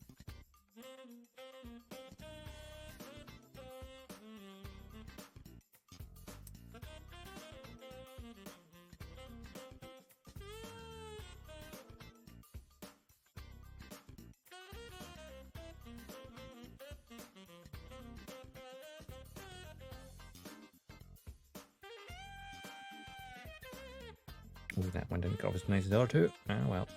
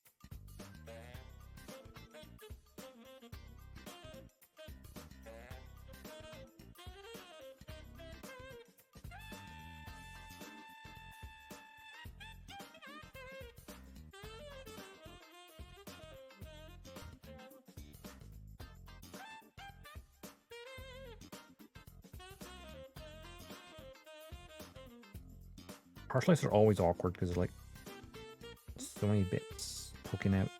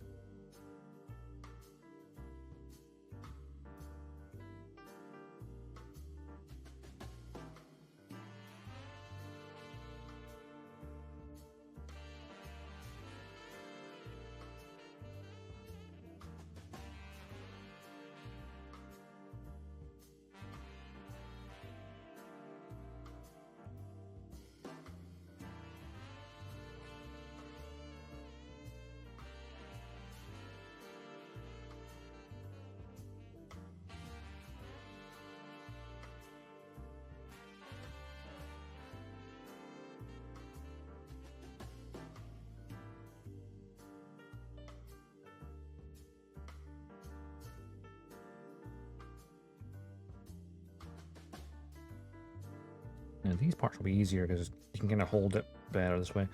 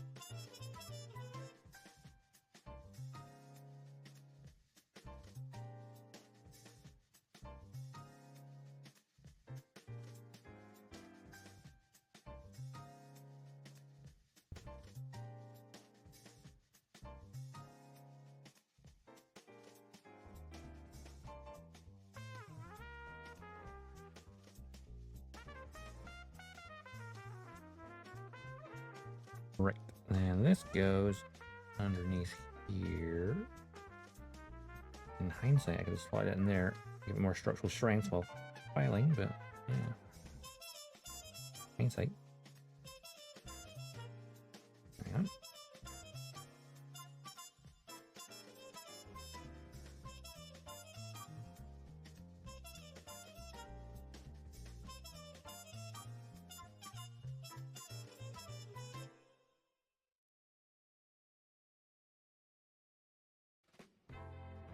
Lock that into there.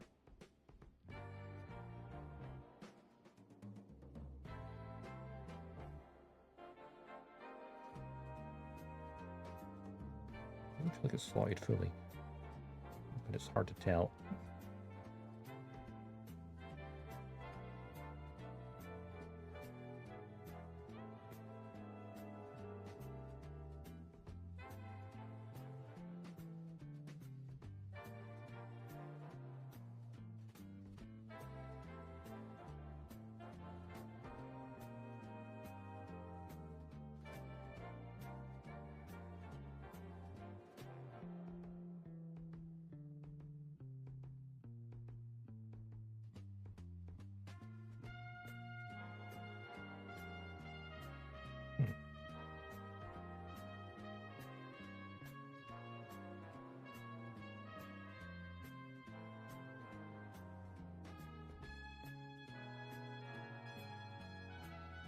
A bit flash mold in the bottom here.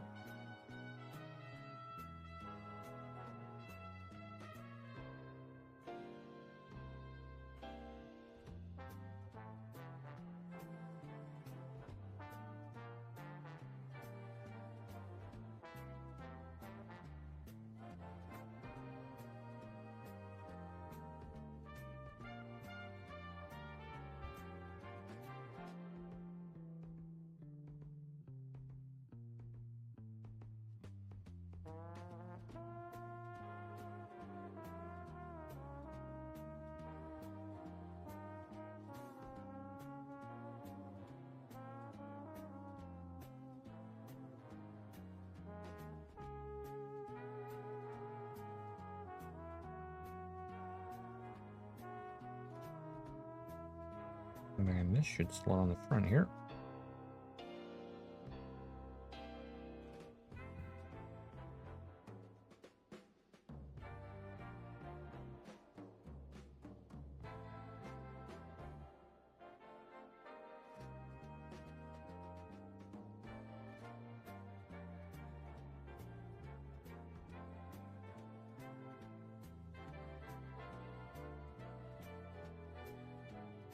And this part for the waist, and then that part last. Okay. I'll get them both prepped up though. I can put them on one after the other quickly.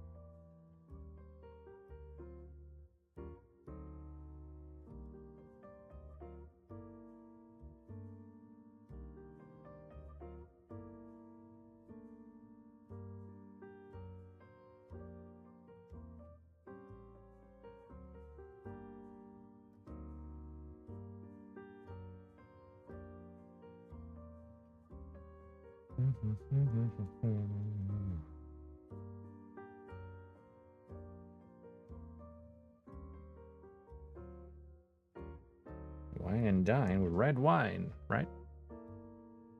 A red wine mobile suit.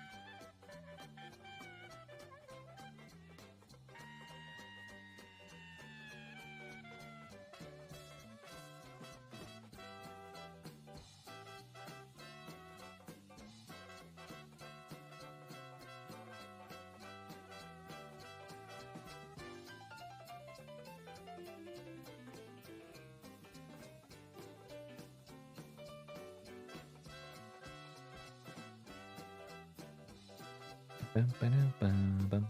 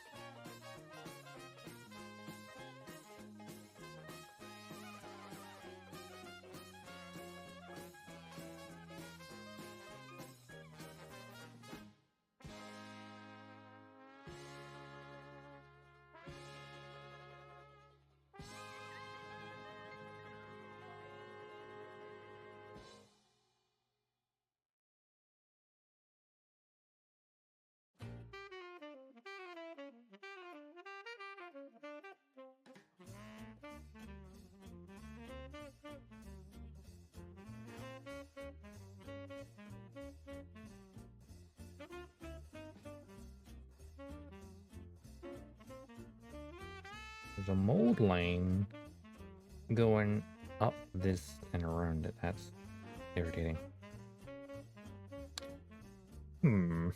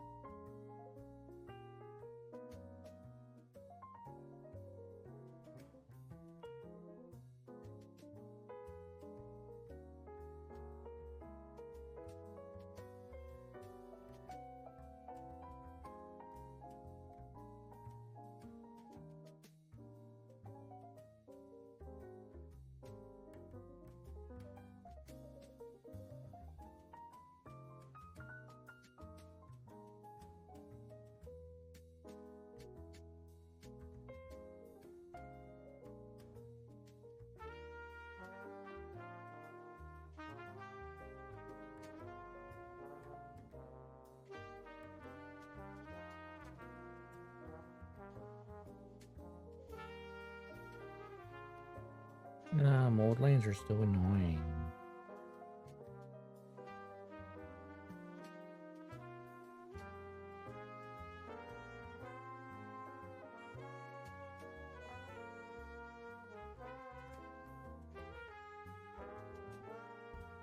gonna need the regret scare that quicker.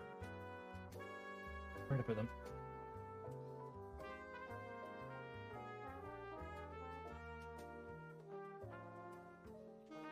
Okay, there. Let's try just 800. That'll do.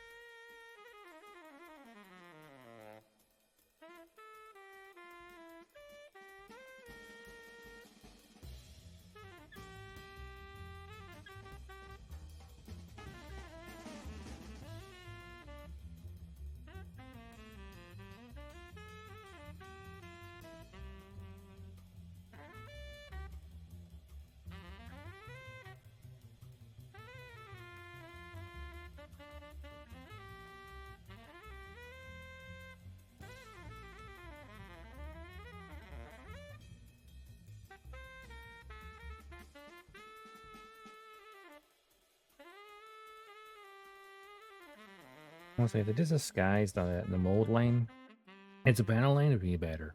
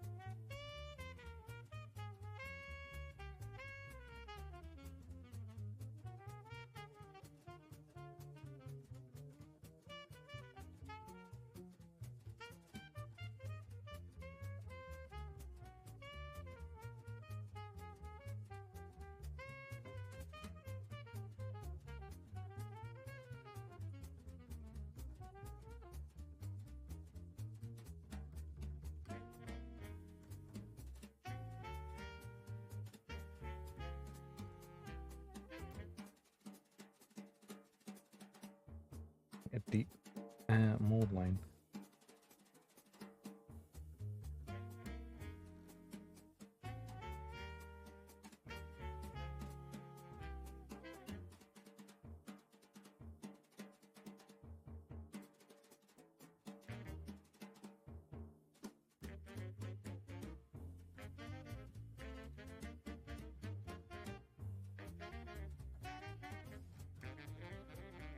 Color save was fine though, mostly.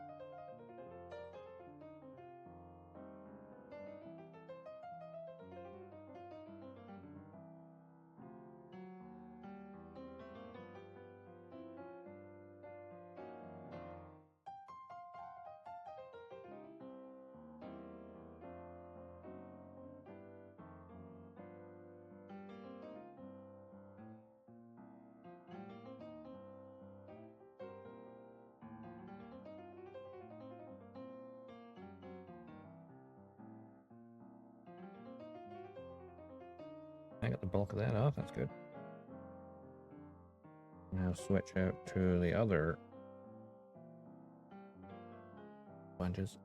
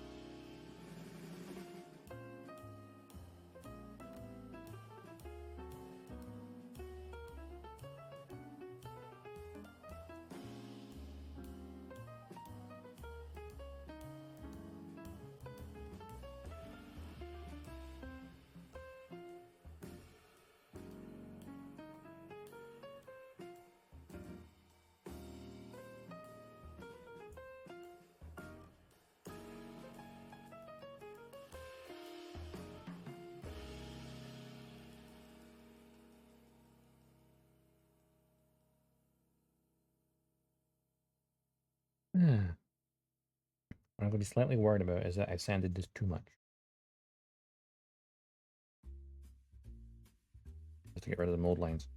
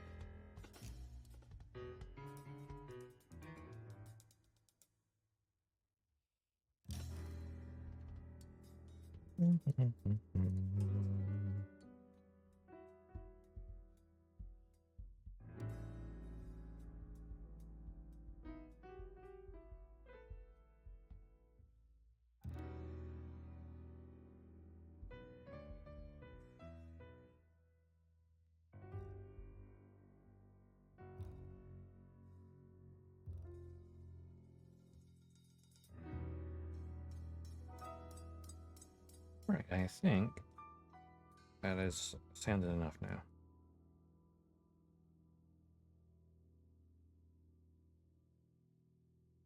I think. Anyway.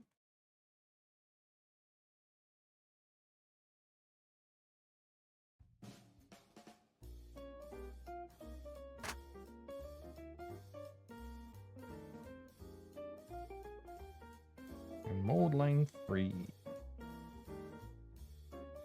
More or less. Alright, put these full-size ones back.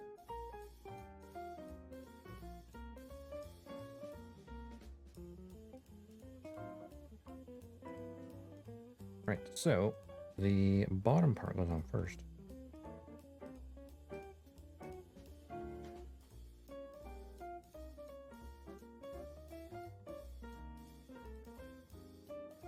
So, and then this.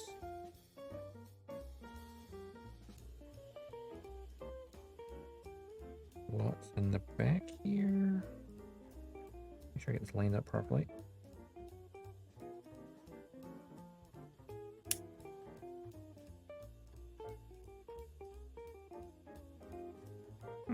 There's a slight gap between those two. Weird.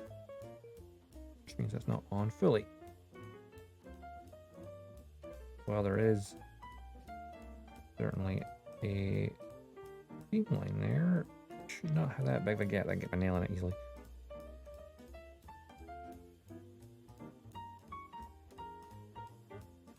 I don't think.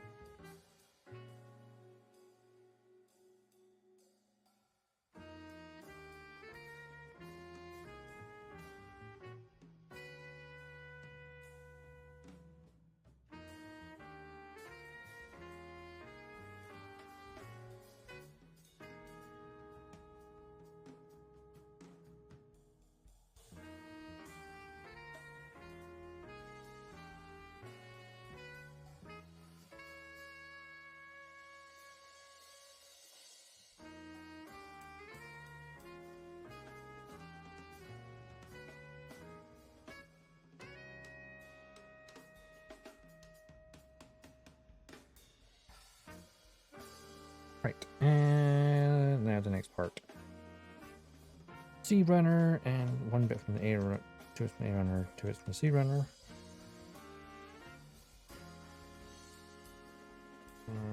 the runner. The one specifically. A runner.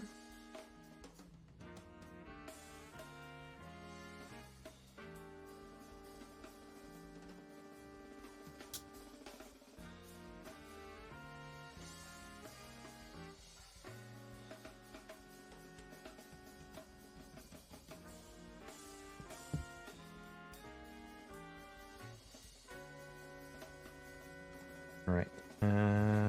C runner number 28.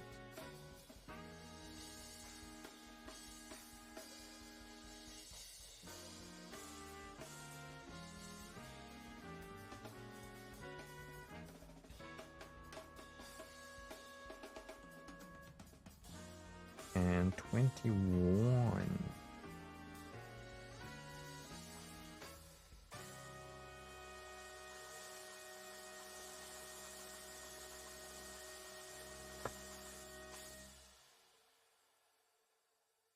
And then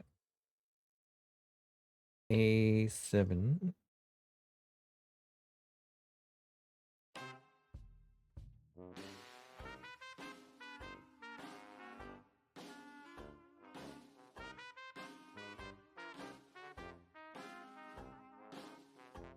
Sounds like clown music.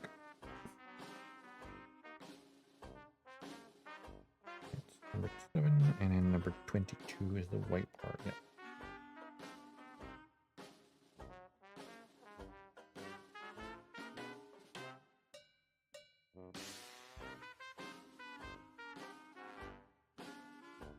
As soon as the last jazz, more clown.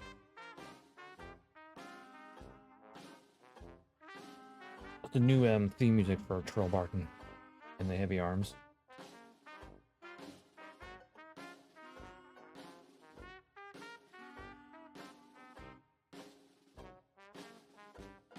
Alright, what do I need first?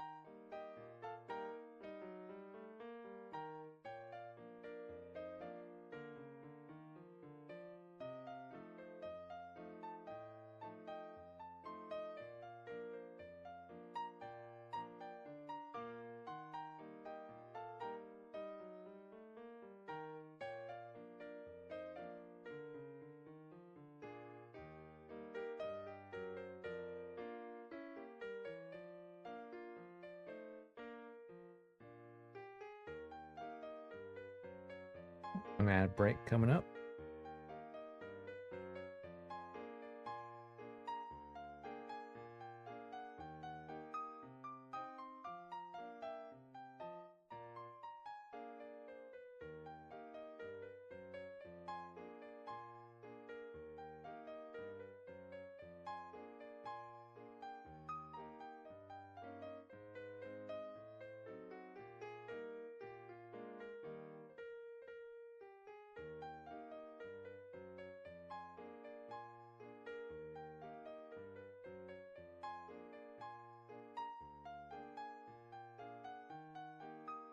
All right, ads are starting, so let's go to the BRB screen and we'll be right back after the ads.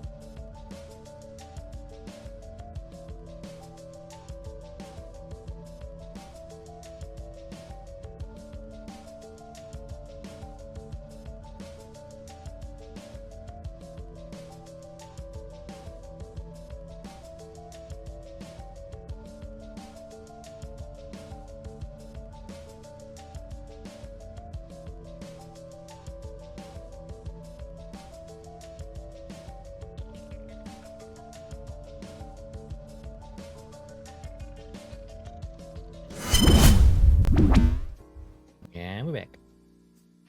I was just realizing, like, with the cockpit design, how much more is up in there. Because the hatch will be here. Oop, here. But the cockpit's more like centered here. Slightly further up. So looking up into what would be the cockpit, and like I can see almost nothing.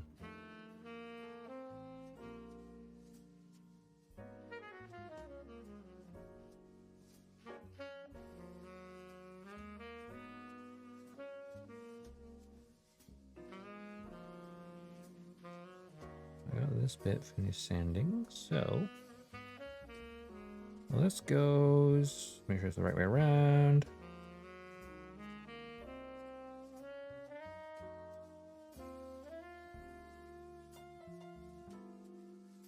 On here.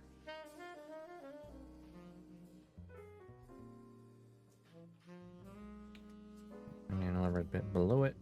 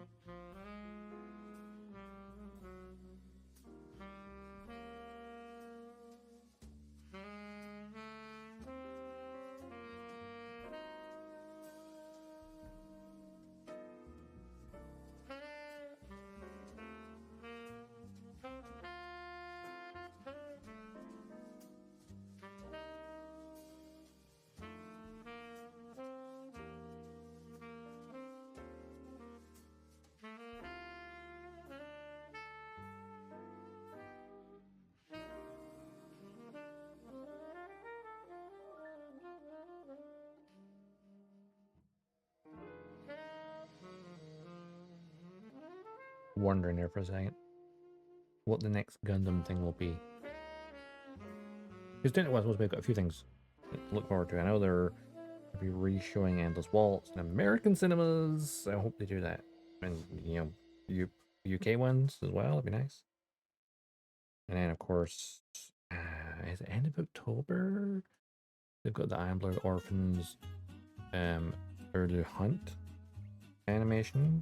So they salvaged everything from the video, closed the video game, turned it into a short film, plus a little extra bit. That would be nice to see as well. Don't know if that will get into cinemas here or not. And of course, early next year, most likely January, we'll have Hathaway Part 2. Because they always release the films in January. They did it with Hathaway Part 1, did it with Cookers to One's Island, did it with Sea Freedom, did it with G Quick's Beginning. They've all been January releases.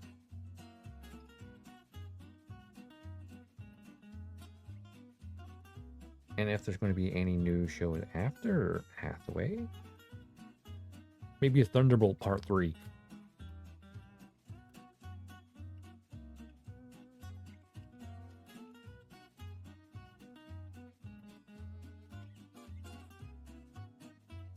I suppose next year is also the 30th of Gundam X.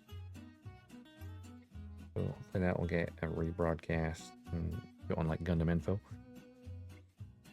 Watch on there. I've never seen it, and I'd like to. Crazy that it, Tifa from Gundam X is getting a figurized kit.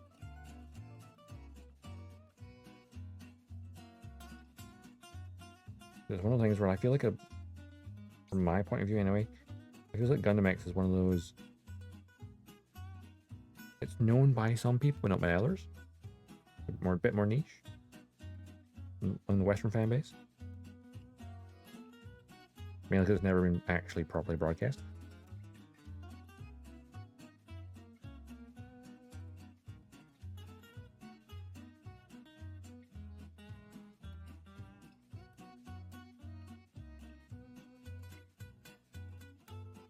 This almost sounds like Mario Sunshine.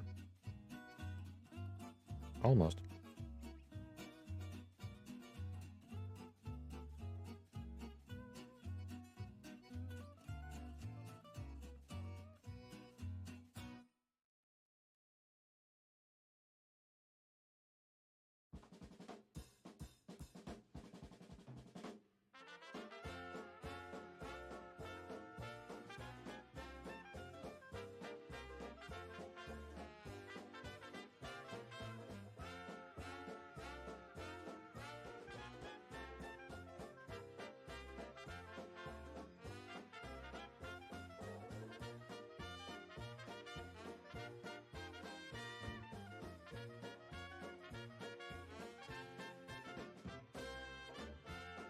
Yeah, the clear part is almost completely encased, so maybe it wasn't be so bad after all. I may still... Honestly, even with this, I just need to remove that, and then this part might go on, and I can easily pop that out. Don't want to paint the rim. It'd be relatively simple. Get it back out.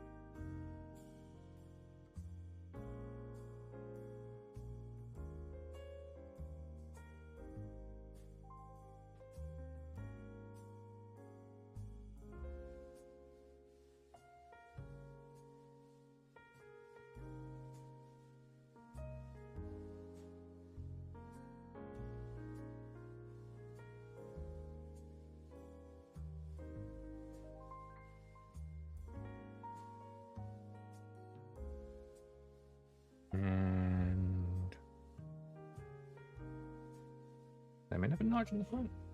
Oh, it is. I never noticed that before.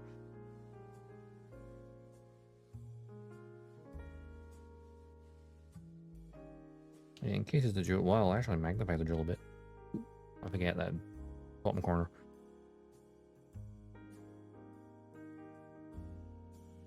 I think when you're looking directly at it, the jewel definitely needs the rim around that clear part painted.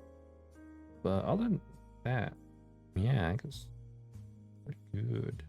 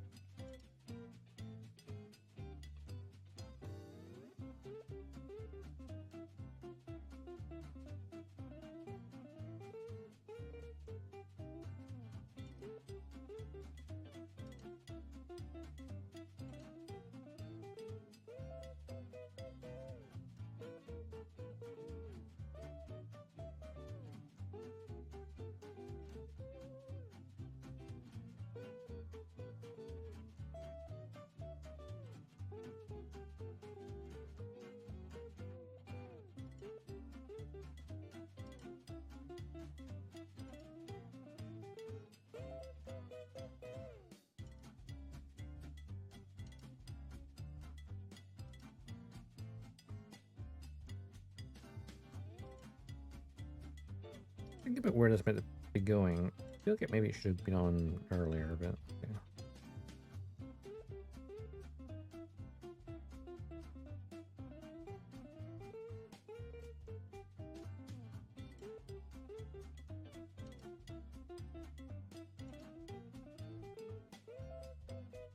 Handset sliding forward. Yeah. Fix that.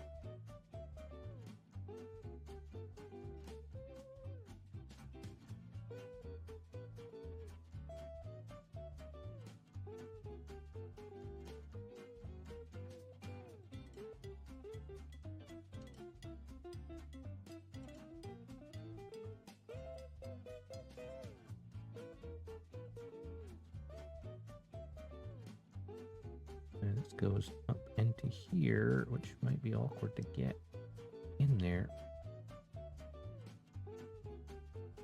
Possibly. Well, maybe not.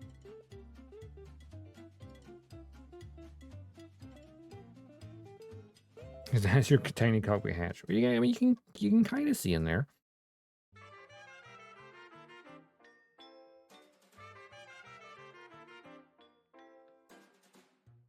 My phone torch. Like you could sort of see in there. I mean, the camera's struggling to pick up in there. You know, Billiardo's in there. Little Zax. Oh, there you go. There you go. You see his face. Eek. He's in there. Just, you need to have that cockpit angled. Let's see up in there. Kind of crazy.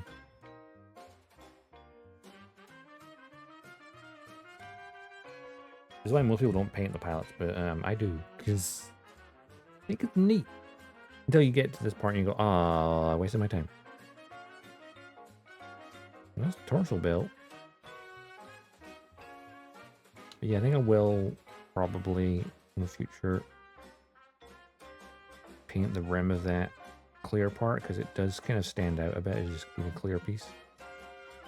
As for right now, though, let's do a wee bit paneling. Do the yellow bits first.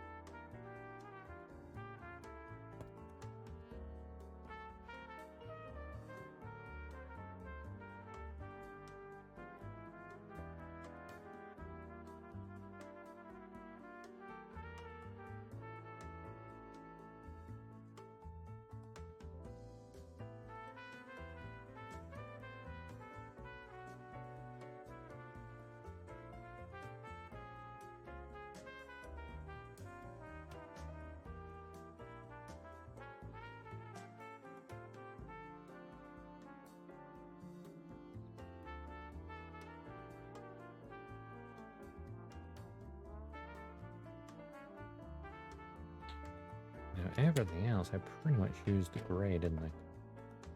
Apart from the darkest parts. I used black. I think, did I use black on that or not? I don't remember. On the gray bits underneath I did, or I did.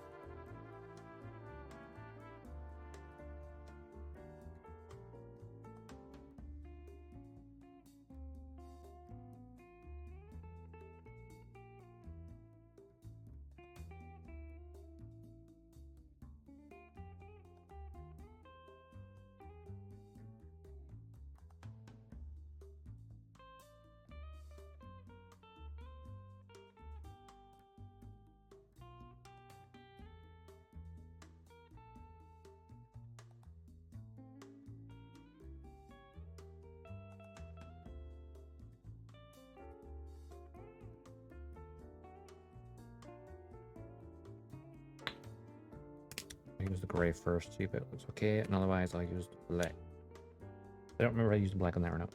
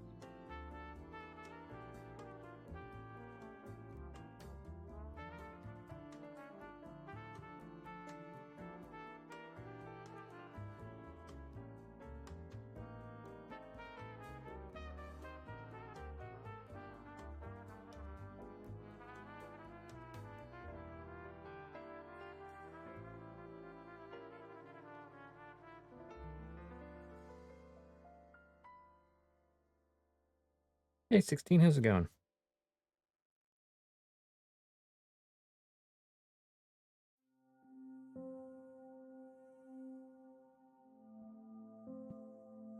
A little bit focusing on panel landing there.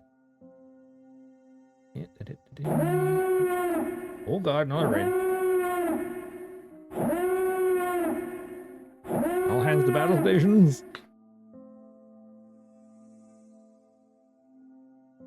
Mew Queen official. Hi, welcome on in. Thank you so much for the raid. How was your stream? Oh, and I am AJ Dodgestar, Intergalactic Mercenary at your service. I do Gunpla. I play mech games, sci-fi games. If it involves mechs or giant robots, yeah. Involve giant robots or any kind of mechs, spaceships. That's my jam. Reporting for duty. Hey, Mew Queen, thanks for the follow. And Optimus ITM, also thank you for the follow. Welcome on in, both of you. How was your stream, Moo? What are you up to? Building? Oh, where's the shout out command? Building as well? Nice, nice.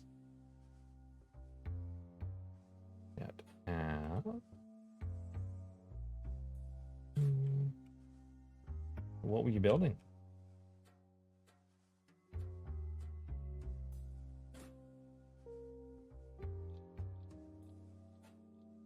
Oh, okay, I misspelled that.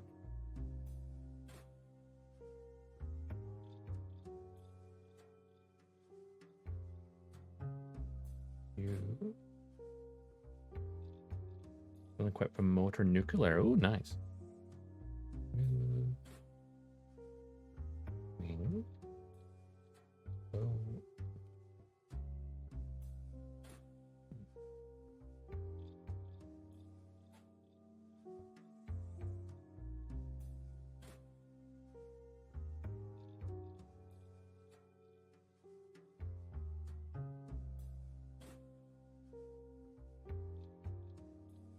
There we go. I must have misspelled it the first time.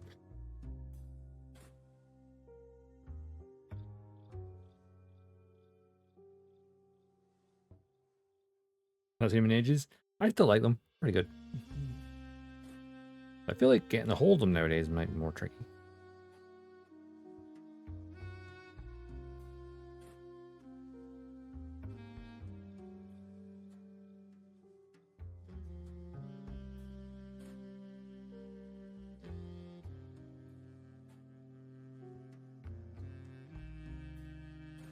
But they're nice and handy because, you know, using like other liners that obviously you have to wipe off a lot of excess afterwards, a bit too messy for me. I prefer more precision. And then just wipe off a tiny bit of excess so we can't swap. Works better for me. But yeah, we've just got the body built. I must say, I do not like this neck. It is very easy to knock that piece off. It's just like flopped on. There's nothing like, there's no tabs or anything to hold on to the neck itself. It's just a collar slotting over a cylinder almost. I managed to ping it off earlier and nearly lost it. Once I put the head on, it will lock it in place because then it has nowhere to go. But until then, it is a hazard.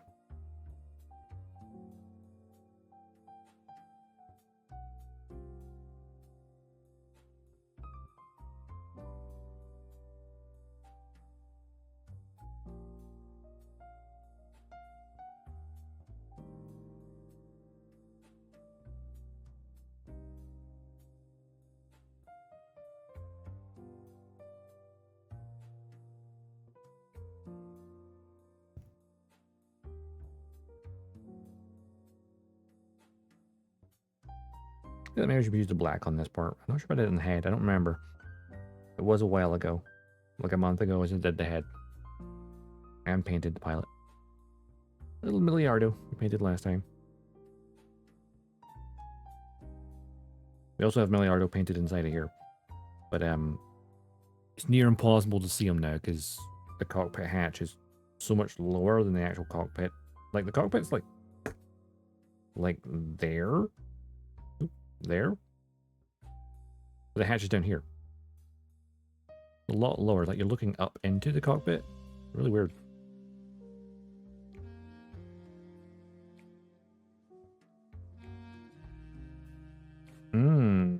Maybe.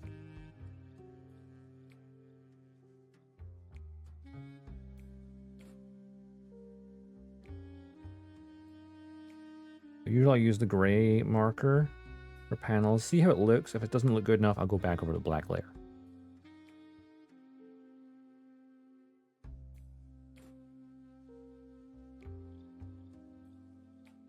And chrome on the yellow. Oh, yeah.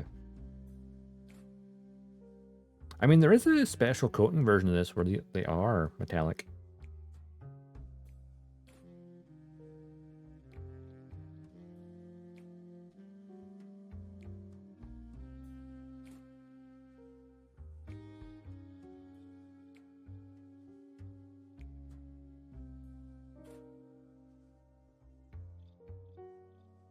One thing I will have to do some painting on is the clear part on the chest. It's like it has the dome, which should be clear over the sticker below, but like the rim of it is obviously clear as well. So it's like, that's not supposed to be clear. That's supposed to be gray, like the frame underneath. So I'll need to pop that out in future, which will be easy enough to like couple parts in the way, pop back off, mask off the dome section, and then paint the rest at some point.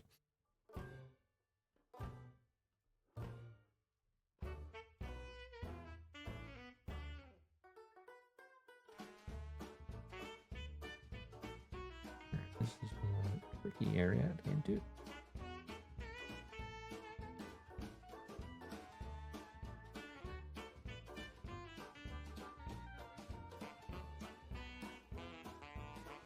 These pans wipe off pretty easily. The red might be a bit bright. I mean, it might just be like the color of. I think it's more my camera, because it is definitely a bit darker to my eyes. It's probably the white balance is a bit off. It's more like wine red maroon.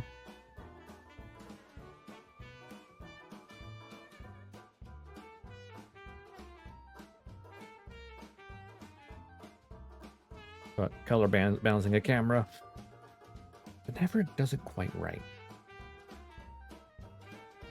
But it's definitely more of a maroon. And yeah, this would be a little bit different. I'll say the RG, I mean, this kit's originally from 2011. And technically it's the Master Grade Epyon Endless Waltz, even though it was never in the movie, technically. But it was in the manga version. So what technically it is in like a tiny flashback, I guess, in the movie. It's like the redesign. You know how all the Gundams got a redesign, how like the wing went from having normal wings to angel wings in the movie, but it's like it's the exact same suit technically from the TV show to the movie. But it magically got a refit without any explanation. But it looks iconic as hell. Whereas the real grade is the TV version of the Epyon versus this is meant to be the Endless Waltz version. I guess. I definitely need to get the real grade at some point because it looks amazing.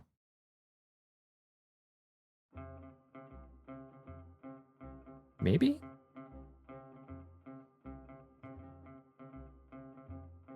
I mean, there's probably some color variation differences. I know, obviously, like, some things are slightly different.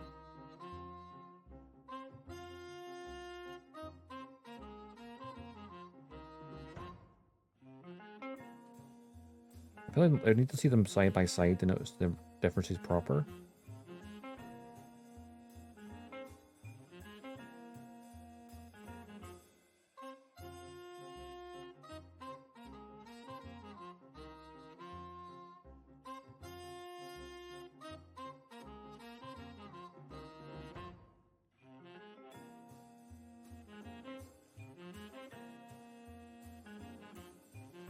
think I've got everything I need to get now. Maybe this little vent in here.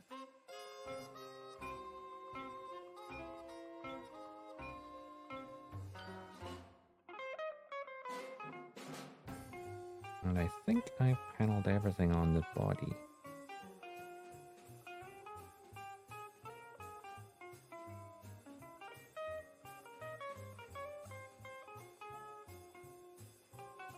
A couple of more subtle lines.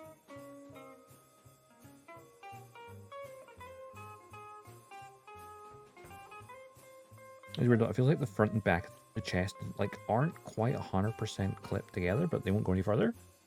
But there's like, I mean, there's meant to be there's a panel line there anyway. It looks like there's a tiny gap after it, like slightly imperfect, but not really noticeable too much. Not too much anyway. I think we might go back over the lines on the cockpit hatch because they look a bit dim compared to the vents on the chest.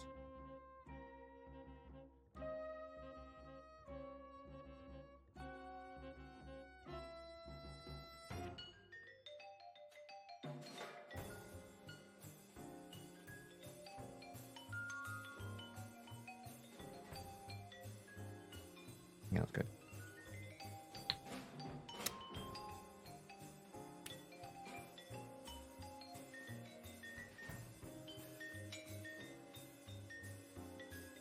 I say like a little bit of the white piece here is definitely different from the TV version. It has this little slot on it. And that.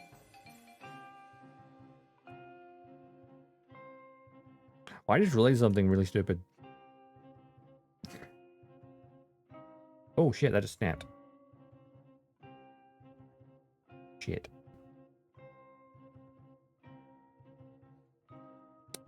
The stupid thing I was going to say is I forgot that nub, it was like hanging down in front. And then it snapped. I have to glue that back together now. Shit.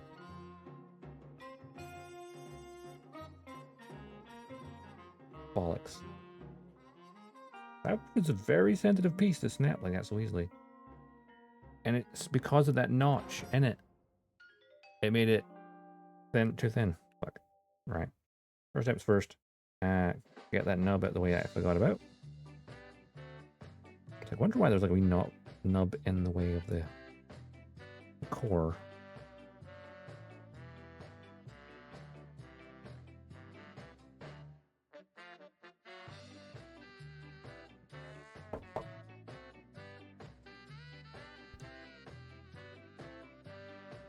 And then he's quite certain they'll be skipping some. Yeah, of course.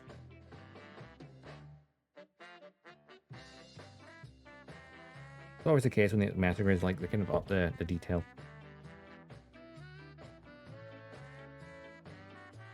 They were real grades as well.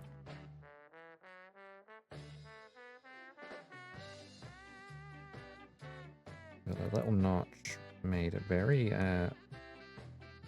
susceptible to snapping.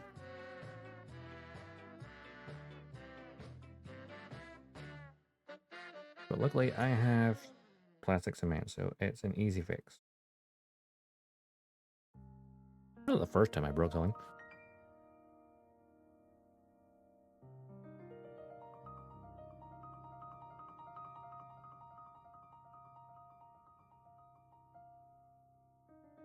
I did the high grade strike last year. I snapped his back skirt off, so.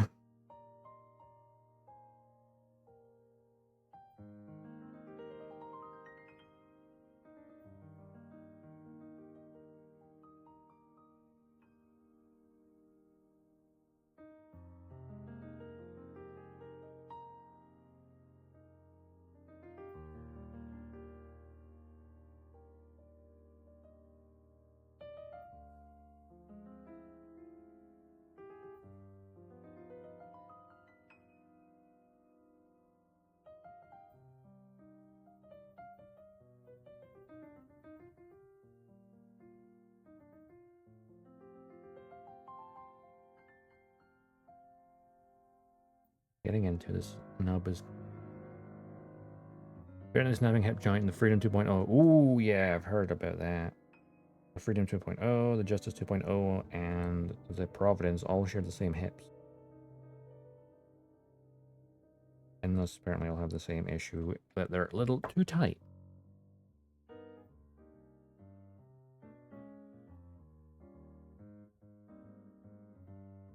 So when I build my Freedom 2.0, which I have not done yet, I'll probably sand the hips just a little bit.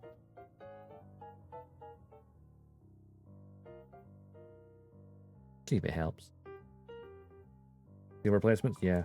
I've actually seen a picture. Someone managed to break the steel replacements, which probably meant it was like faulty ones. Like bad casts.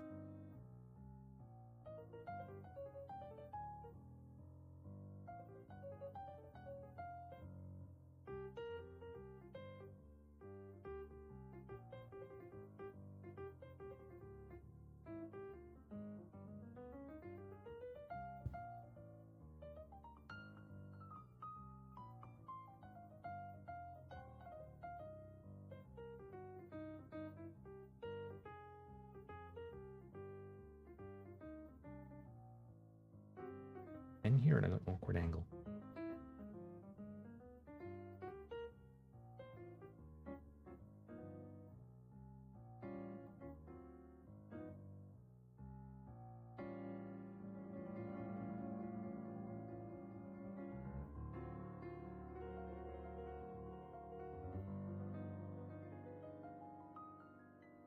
The statistical likelihood of the steel ones breaking is like highly unlikely. But I've seen a picture of one. So it's happened to one person at least.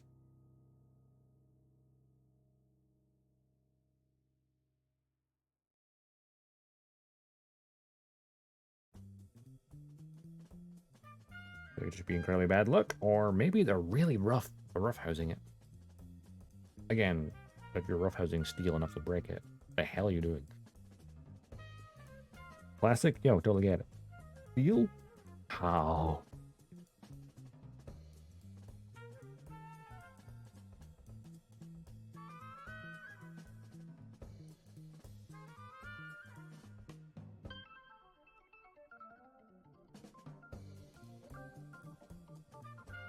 Yeah.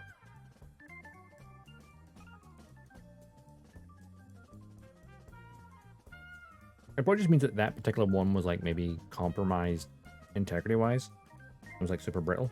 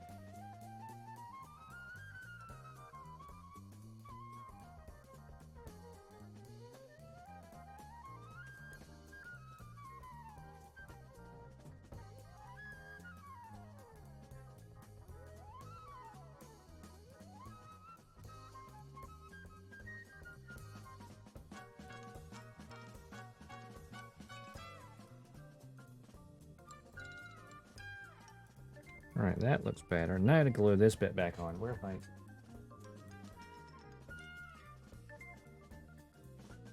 extra thin.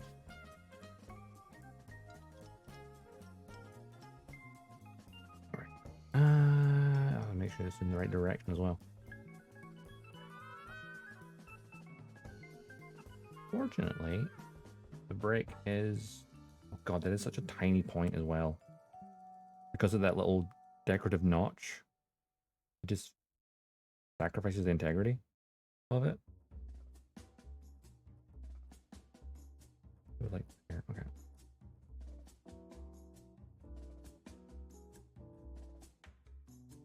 Again, getting this with my fingers. Parts so small.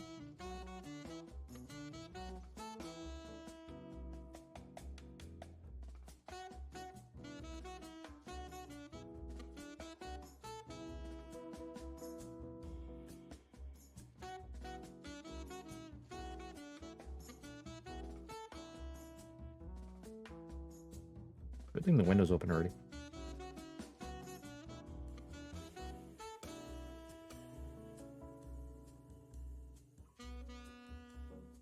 Give me a minute. Yep. Hopefully get this back together.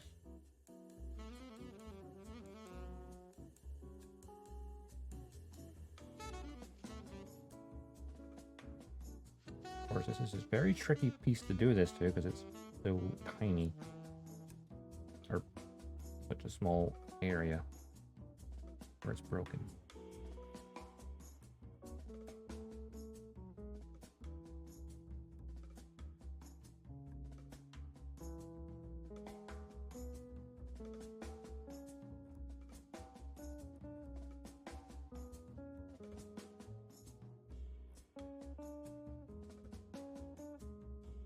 Now, if I don't angle this right, it won't go back on properly.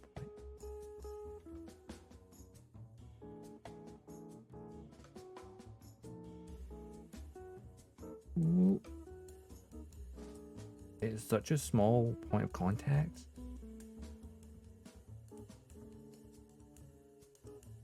Well, I think that should be fine. I'll find out when I try to reattach it if it's like misaligned, and then it'll probably snap again. But I'm going to let that cure before I even attempt to reattach it.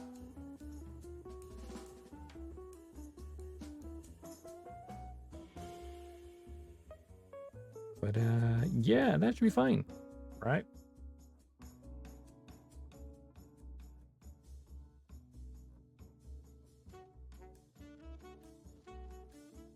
Good old trusty Tamiya thin cement. I've only ever bought one bottle of this in my entire...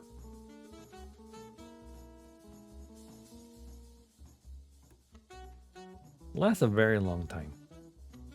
Probably don't use it that often. When trying to get mold line or seam lines. And then when you break something. Pretty much it for me.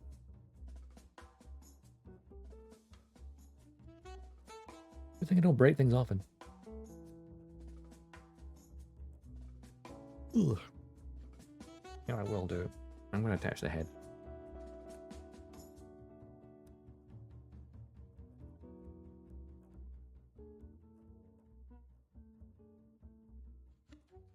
That will stop the neck from falling off.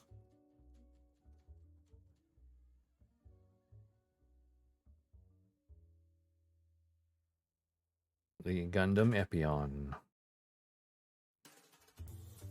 Just missing that one white piece that snapped.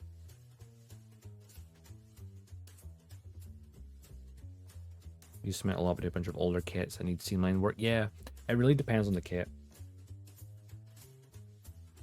Like I've got some of the seed, the old high grades, the dual Dogtags, the Blitz, and Aegis that I want to build, and I know they're going to need this and painting.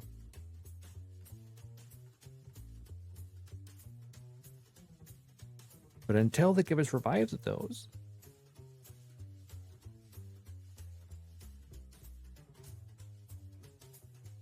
not much choice. Well, all the massacres. So I suppose technically the dual and the Buster kind of have a revive with the Seed Freedom versions. At least with the dual, you can take off the new armor and it's basically the original dual underneath. I'm surprised they haven't just brought out a dual revive, since they already have the base dual. You just have to remake the original Assault Shroud.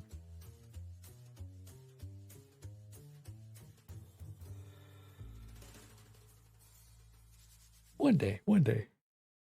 Ugh. Right. I'm gonna let that dry, and I'll put it on later. But I'd say it's I mean, I got the torso done today.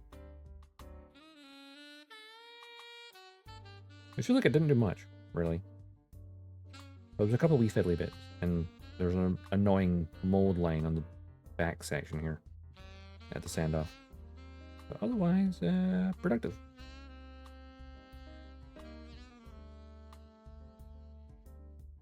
And what was he? Okay, so next stream will be for Sunday. Gonna play Demon X Machina, Titanic Scion, because it literally got delivered during the stream. We'll play this on Sunday.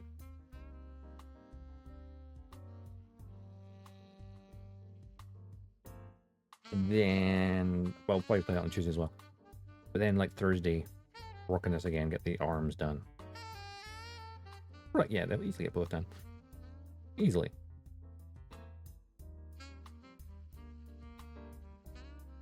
Oh dear me.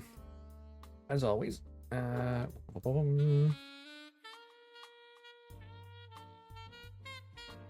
got my socials. And the Discord for schedule and stream alerts and, you know, nice little arts and craft here for sharing stuff.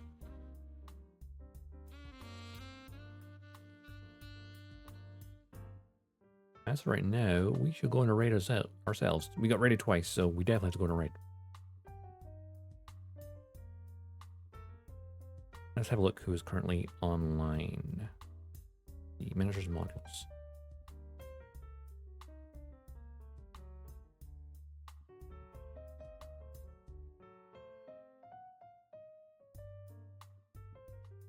Anyone else doing Gunpla?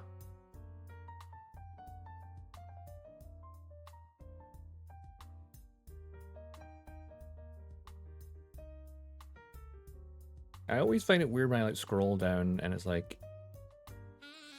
you don't see a preview image because it just says may contain sexual themes. It's like, okay, I'm not gonna click on your stream just in case. Like you're doing model making. Why is that an issue?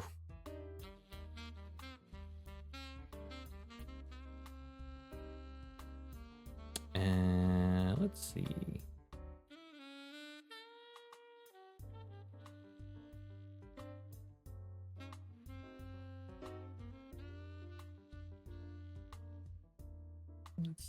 Let's see.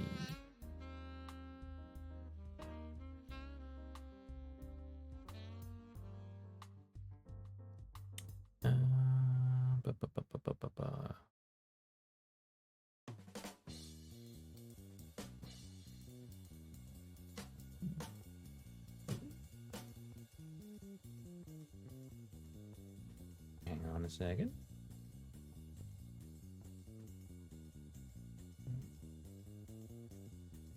Actually, you know what? Oop. End screen. That way I can preview without audio going through. Get my normal BGM.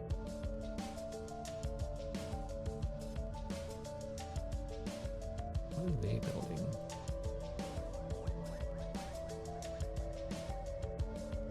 Warhammer. Miniatures anyway.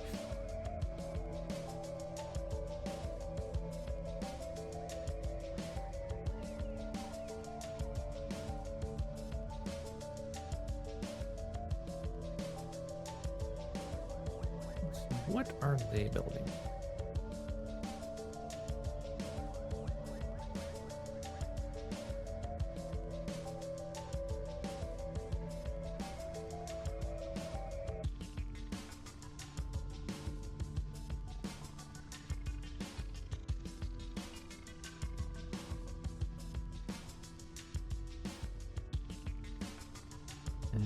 Let's see.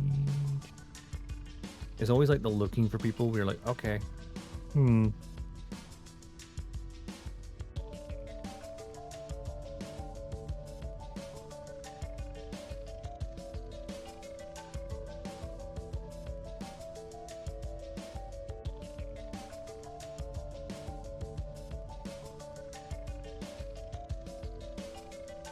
are they doing?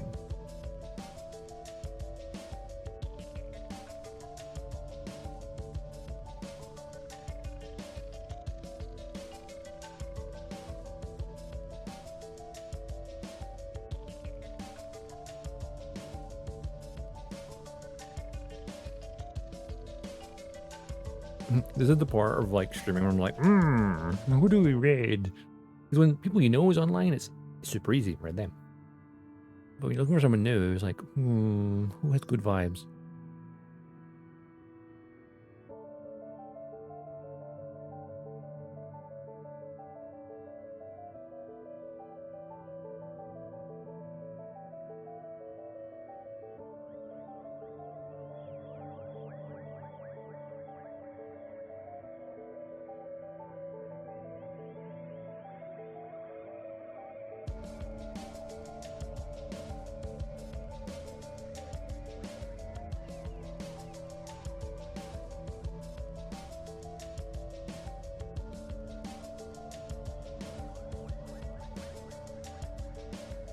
That's some SD Gunpla?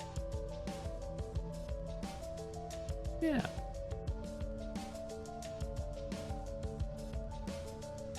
They seem chill. Alright, got the ready measure ready. Who's that ad?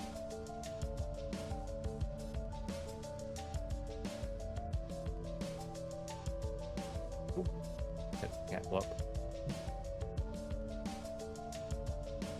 When you're like slightly off center to your keyboard, typing becomes awkward. And do. Someone new I'm not familiar with, but they seem chill. Red channel. Same category. And where's again? Leo Tissonis. That's cool. Also VTuber. Doing a little SD gun on the billet things.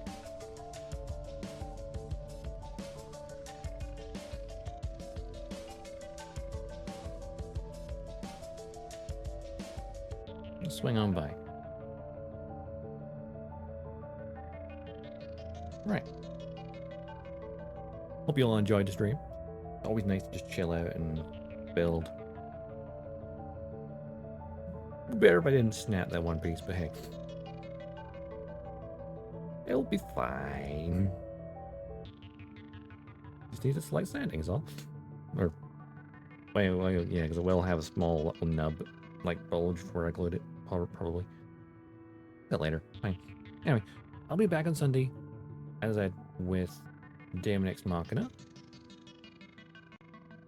Titanic Scion. Until then, have an awesome day, have an awesome week, and because it's Friday, and I'll see you around the cosmos. Dodgestar, signing off.